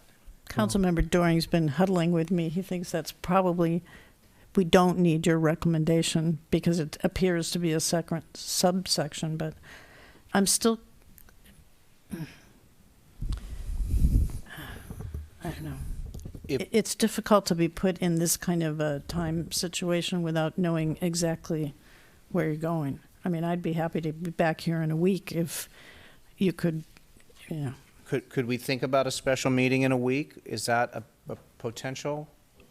Would it do for your timeline? Yeah, so can you tell me specifically what we would I be think working on the this main week? thing is understanding that back building. What is it? It seems to be a multifamily dwelling unit under our zoning ordinance, which is not allowed in this zoning district. I think it's a unless- townhome, right? It's a townhome which is allowed with a use permit, correct? Right. Townhomes. So I guess the site plan that we were showing as a study showed 4 units with shared walls. Right. That doesn't mean that needs to be what happens. We could potentially do 2 duplexes, or we could put the homes in different arrangement. Mm-hmm. So I guess that's where we don't actually even have, we need to do an RFP for an architect. This is a process that does take some time to look at all of the ordinance that you all have, and to have the architect actually come up with the kinds of plans that we would be presenting in a formal fashion. So I guess that's where I wonder if a week of looking at the plans that we did create from an architect as a site study to ensure that we could have the parking on it and we could have the radius for fire. It was more of a study of the site and what it could hold. So I'm just wondering if it really would be so beneficial to work into that detail with that site study. I am comfortable giving direction to move forward right now. I'm satisfied that I have enough information to support a loan from the city. And I think those details will work out. I've read the zoning code. I think you can do what you can do. I think our job is to make it work, not to try to figure out ways to make it not work. And I don't know that's not your intention. We obviously have to follow the law. I think we have discretion here, and counsel for our city can confirm this, that we can look at this without going through the process that was mentioned. There's a little bit of a crapshoot here, but time is of the essence. I want to make one statement. There's one statement that kind of floats around here, and it's this, and it's accurate, that the city has been promoting this concept of these small infill projects. I've never been on board with that. I just want to put that on the record. I wasn't on board with that in 2014, 2015, 2016, all the way up to now. I think these are the problems we face, and you've all basically conceded that this is a difficult financial project because of many things, including its small size. That's not something that we should be encouraging, frankly. But on the other hand, there's trade-offs in life, and one of the trade-offs and one of the things we need is more affordable housing. And yes, for our employees, primarily. That's a good value to have. So I think it's so important and such a predominant core value of our city that we should move forward. I am frankly concerned about this notion of, well, you just get your money back, but I'm willing to overlook that, and here's why I say that. This property has not sold, and the value has gone down, and that reflects the market. So this notion of, oh, you just sell it and get your money back, yeah, but I think it's probably worth the risk based on all of the information that I have to date, and I think it's a moving, evolving process. Turley was unfortunately, it leaves a bad taste in your mouth. It's great. You have all these units built. It's a great process, but boy, every time they came back, I was just getting more fed up, frankly, and I probably expressed that with my council members, like, are they going to come back 20 times? And you made some fairly solid commitments that, that this is sort of a limited, $450,000 minus a few dollars commitment. I think it is worth it, and I implore my council members to trust on this one. I trust the process. I trust your qualifications, frankly, and experience to get the job done. I have to have that faith. I don't know for sure, but that's where I am. Mayor, can I? Yes. So we're going to need some sort of loan agreement. I think we have a time issue as well. Oh, well, that 9 o'clock. Yes, we need to get a motion to that too. Continue. Sorry to interrupt. Can I get a motion to continue? I move we continue for another half hour. I second. Councilmember Koberstein? Yes. Chateau? Yes. Knutson? Yes. Vice Mayor Doring? Yes. Mayor Ellsworth? Yes. So my point was is that we're going to need to draft some sort of loan agreement between the city and our town. Going to need some, promissory note. I'm assuming a deed of trust. We're going to need to know what the terms are of the first loan that we're subordinating to.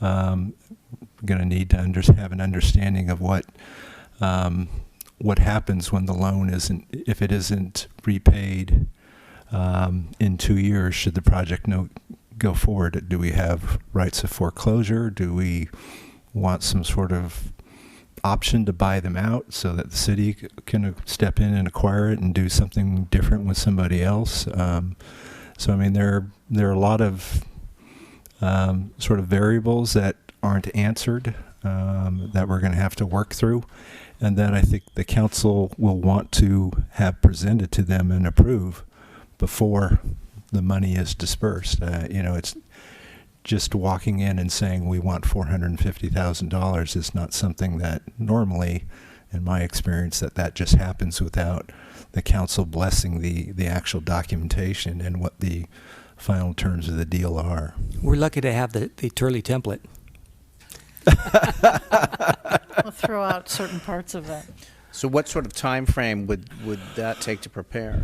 Well, I mean, a September 3rd close, I mean, you have your next council meeting is 2 weeks from tonight, and your agenda packet is due Friday. And we, of course, do amendments on and up until usually the following Friday.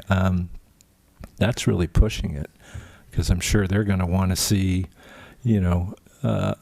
the draft of what gets put together, and I'm going to have to work with the city manager and staff to make sure that what we're proposing is something that the staff is supporting and believes the council will support, and then they're going to want to have a look at it and bless it. And there'll be some back and forth. I don't know if they're represented or not.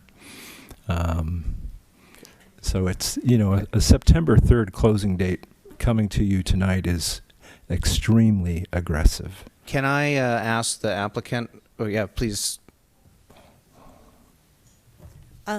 You all gave us a bridge loan for Brinkle Court of $80,000 last year. I don't remember the date, but we needed the money, and we provided you with the contract, the promissory note, and Thank you. we provided you with all the legal documents for review, and I think that everything except for the foreclosure part of it, we can probably just use that as a basis, and we can have that to you by Friday. So we've got the legal expertise here, Steve Goldfarb of Goldfarb and Lipman. We've got the background of all the promissory notes and loan documents that we have done with you over the last 2 years, and we have been providing those to you for your legal counsel to review, and we can continue doing that. May I ask a question? Yes. Do you have the terms of the first loan? We do. It is 1.525%, 2 years, first position. Yeah. And could those details be, those would need to be communicated to staff. Yeah. And what was the term of our $80,000 loan? Do you recall that? It was a no-interest bridge loan, and I do not recall the timing of it, but it's been paid back before the close of it. I have to go back and look at it. I don't remember. But I think to be fair, we do need to give our staff and our city attorney sufficient runway to actually craft an agreement that works. But I think that if there's a commitment, if the council is committed to doing this, and we can start that process so that we can get our first loan in place, we would have a much better chance of delaying the close. But if you delay this for 2 weeks while you figure out your legal stuff, then we're going to lose our first loan, and we're going to lose the property. So what we're asking for is the commitment for the loan tonight, and then we'll have time to do the work that you have to do, and you can come back in 2 weeks. If you come back 2 weeks and say we can't do this and we lose it, then that's a different situation. Can I ask why, if we are loaning more than half of the amount needed to acquire the property, we need to be in second place? Because no one will give us the money unless you guys are in second place. They want a commitment from the city, and they want first place. The other loan will be for $500,000, so it will include some pre-development funding as well. So you will not be loaning, it will be a little less than half. I think the trickiest part about this, frankly, is the negotiation and discussion with the other lender, and the sort of intercreditor agreement between the two of them. You know, I am concerned about the timing.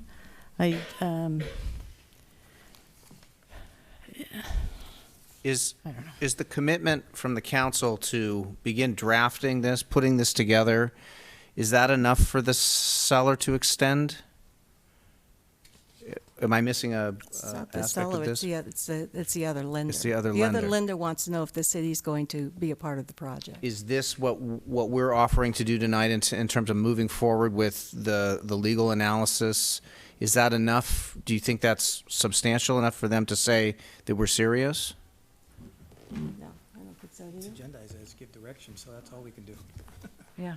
I think technically it is, all of this is a little bit of catch-22, but it's the one chance we have to do this. I can't.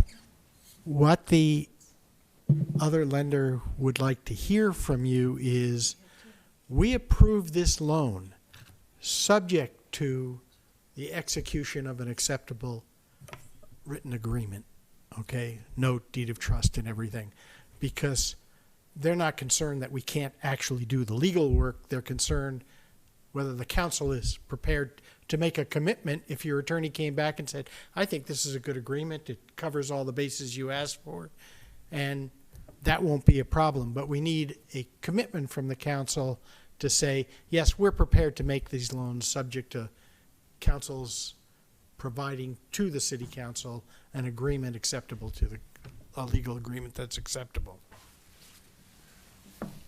I'm okay with that, but what I'm hearing is it's going to be very tight to get it done for a September 3rd closing date, and I'm wondering if there is a way If Mr. Goldfarb can do the drafting. start drafting.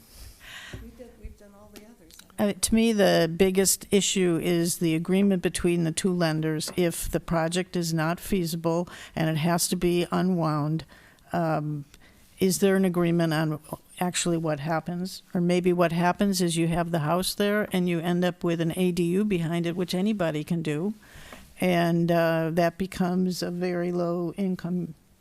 I mean, that seems to always be the issue, is if the deal falls apart, what's the agreement of the lenders, and how's it going to happen? Yeah, I don't know what the primary lender, what their their remedy is under their loan, what they've what you've agreed to, other than foreclosure if you don't pay. Technically, that's what it is. If we can't put it together in time, and then everybody's satisfied, either the loan will not be funded because people say you haven't been able to do it in the time frame that we have, or if it goes past that time, they're going to say, well, if you can't do the project, we're going to foreclose and take the property. And they'd be... In which case, we get back we could get whatever wiped is out. left after they're paid. Well, we could, if we're in a subordinate position to the first lender, we, depending on what the sales value is and all that. The sales value should be significantly higher than... If it went to an auction and somebody... Well, it won't go to an auction because this is St. Helena. This is a great piece of property that he's willing to sell for less than a great amount of money because you can get a charitable deduction. But in the open market, if somebody wanted to build another house on that, it will go for a lot more. That's not the problem. The problem is, how do we take advantage of the fact that we can get this at a very, very reasonable price to build these kinds of units? Yeah. And But unfortunately, that's why we're here saying we don't have the time. But that is the loan agreements between the first and the second, that if in fact everything went sideways, that there is some process for disposing of the property that doesn't, and the first doesn't care about us. The first just wants their money back, and they can short sale it and be happy, whereas we can't short sale it and be happy, right? So that's where the agreement has to be, so that there's actually a protection for the city since we're in second. That's all, right? Not that hard, you'd think. So am I missing something? Well, no, they're going to want their 500. Yeah, that's all they. Yeah. And anything above 500 on a sale would go to the city. Okay. Is it a thought anything of above. taking a week to iron out am these I wrong? details Am and I doing a wrong? special meeting in a week? I'm happy to be wrong, actually. Mr. I don't Goldfarb, think you're can wrong. I ask you this? If ironing out these details takes a week and we have a special meeting in a week, will that completely throw off the ability to seek the second lender? If we have 15 minutes to iron this out, I'm just wondering if we can take some time and make sure we're doing the steps correctly, if that's going to throw things off tremendously in a week. Well, we're really tight on time, but if you gave us, here, I'm gonna wing this. Yeah. If what we want is a political commitment, we understand the issue. We understand the issue, Councilman. But if we can get the political commitment that, yes, you'd like to make this loan, and if part of that is that we work out an acceptable arrangement with the first lender to make everybody happy, we can turn around tomorrow and start talking to the lender. If we don't get this, the lender won't talk to us. Okay. So, So, can we or no?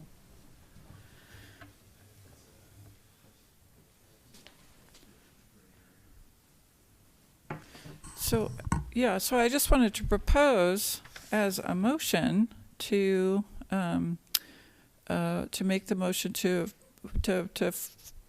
proceed with to commit that we are supportive of this project, but to proceed with the lender negotiations for city future approval.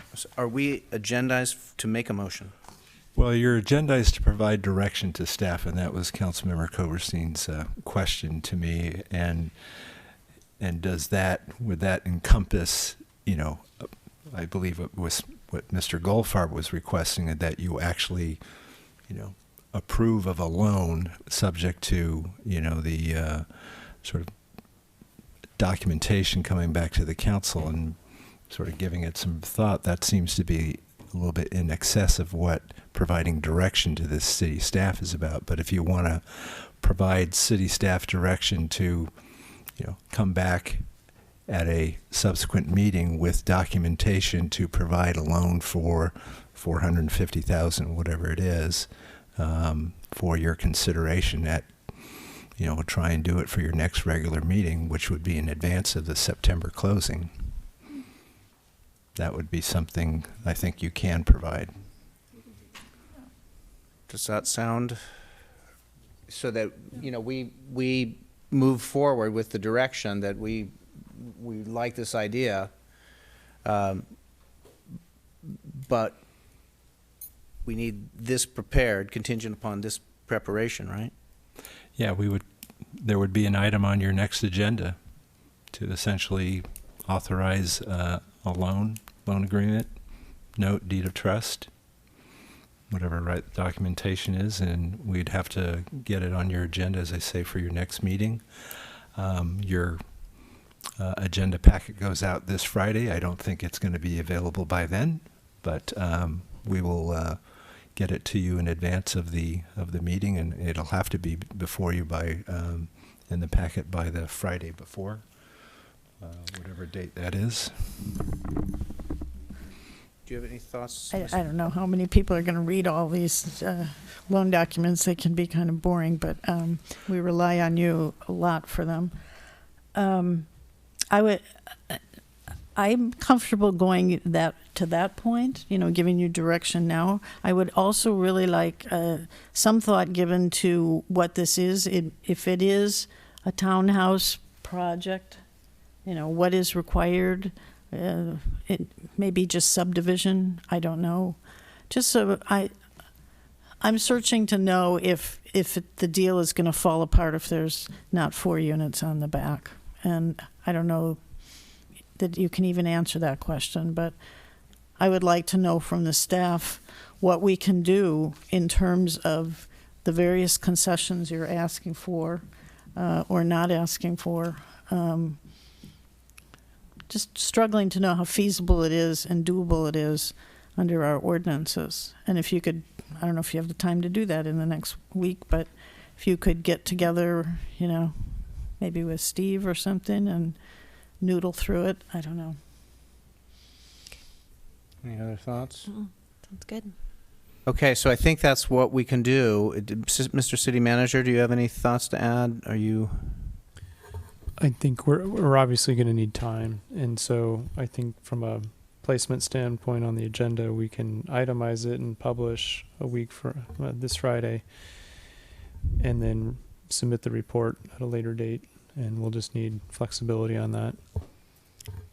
I assume that we understood that we were going to need this amount of time to do all of the things that council has talked about, right? I mean, wasn't that built into this agenda item?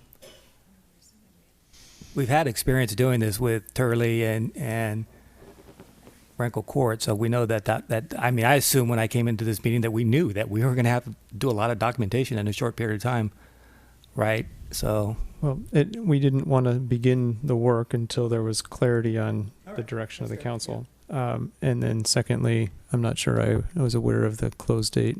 Maybe it was mentioned to me, but it's a date that I wasn't aware of or wasn't thinking about from a timing standpoint.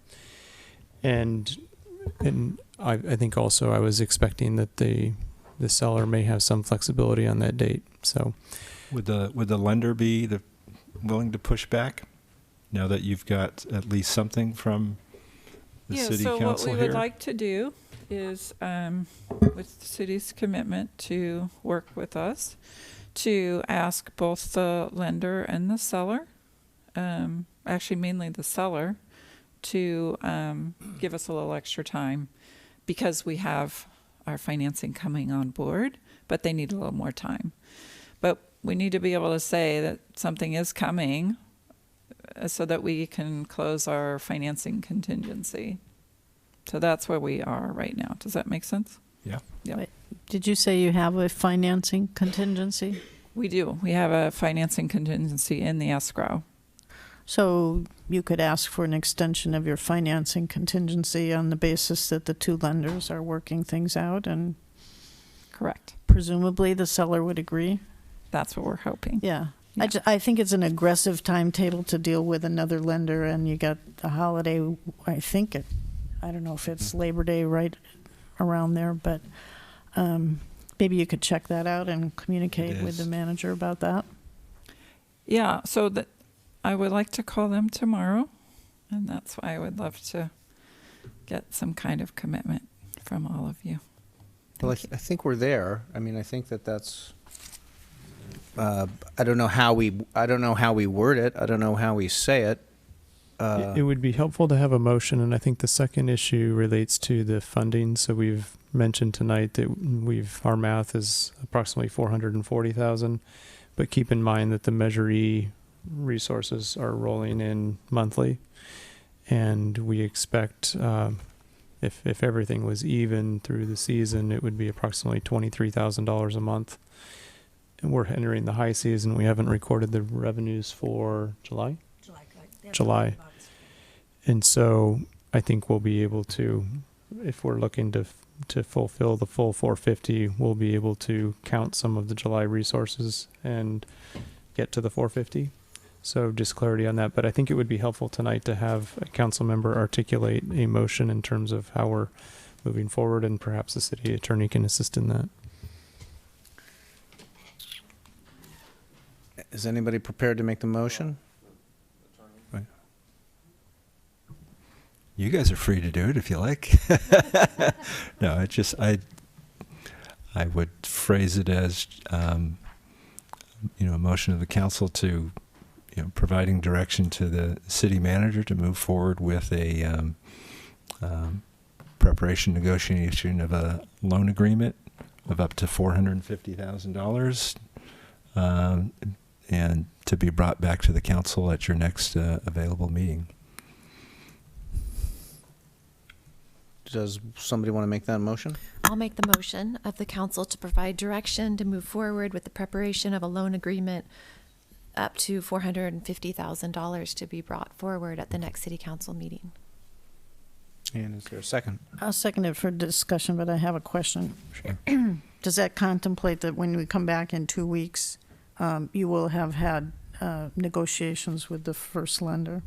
That we're going to have a... Ideally, or at least, an understanding of where each party stands in the event the project goes south. I think that's the major concern, and I think that should be embodied in the, motion. I would, move that we amend it to incorporate that.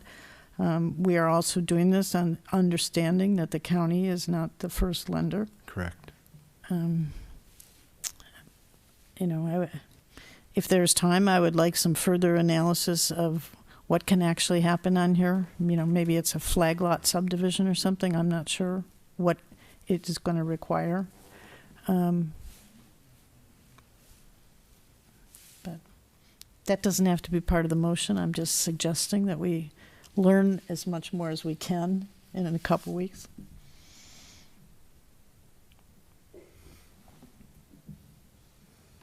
So do you accept her amendment on the lenders? I don't know how much you want, an actual agreement, or what do you want? I want some terms that they've agreed on. That, if the deal unwinds, here's what we've agreed on, and we're going to document it. But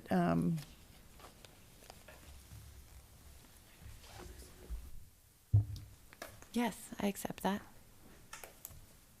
Okay. The initial motion? I did. Anna did. Anna did. Who made the second? No, Mary I did. did. Which is And then I moved an amendment. Okay. So let's get a roll call, please. Councilmember Chateau? yes. Oberstein? Yes. Knudsen? Yes. Vice Mayor Doring? Mayor Ellsworth? Yes. Sorry. Yes. So with that, let's also keep looking for that west side opportunity to keep this all balanced. Thank you. We have one point of clarification. Oh, yeah, okay, we have a... If one point, is the council interested in having an option in the event to acquire it in the event that the project isn't built and they're looking? Yeah. I would. I mean, I think it would be advisable. Okay. We might not exercise it if the price has That's gone our way up, options. Right, but to have that ability. Okay. Okay.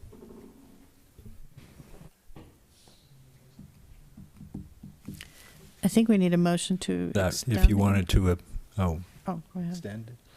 Either way, you want to start with this? I'm sorry. Start with the clarification on whether we need. Yeah, do you want to clarify your motion to include the concept of an option? Yeah, I'll clarify my motion to include that clarification. I'm happy leaving it to you to come up, with something that isn't a term sheet that comes into documents. I mean, an option is a good idea, but what if they say no? Right. Something to preserve our ability to make something happen and not be foreclosed out and not get our money back. Councilmember Koberstein, are you in agreement with that amendment? Mm-hmm. Now I don't know where I mean, I don't think we have to be that specific in the direction to you, other than to come to terms with the other lender so that we know going forward what would happen if the deal has to unravel. And I guess what I want to know is that if we spent the time and effort to negotiate the terms of an option, that's something that the council would be interested in, and so it wasn't a wasted effort. Understanding your point that if they just said flatly no, that we wouldn't get held up just on that. Why would they say no?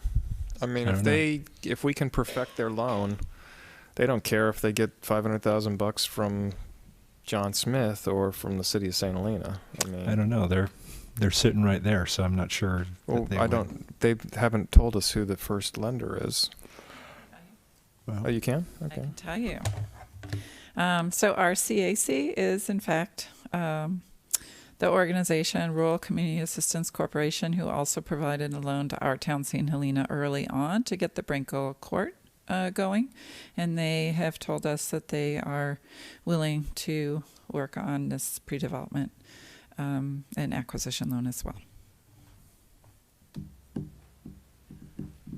Okay. So I think we're good. I've got enough direction, I think. Okay. I take back that motion then, that last one. So The amendment, Cindy. You're fine. Wait, I'm sorry. You're fine. Okay. You're fine. we have two other short items that we could postpone. We haven't voted. Oh, I'm sorry. You're right. Well, we have to decide whether we're going to go forward. I think they already voted. You voted already. Yeah, we voted. Okay. And then I made Sorry. I made the amendment, and that's what I Okay, said. I and just then you take back withdrew that that- amendment. you I'm withdrew that withdrawing my amendment.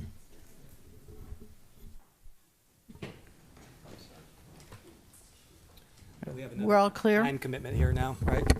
Or can we simply postpone the final two items to our next scheduled meetings? I've talked to the city manager. We can do that. What is the appetite of the council? Would we be happy to postpone? My appetite is for a Manhattan right now. All right. So how shall we postpone these two items to the next meeting and adjourn the meeting now? I think that sounds like the direction. Thank you, everybody. Appreciate your patience. Well done. Thank you. Thank you. Thanks, Paul. Thank you. I think you just...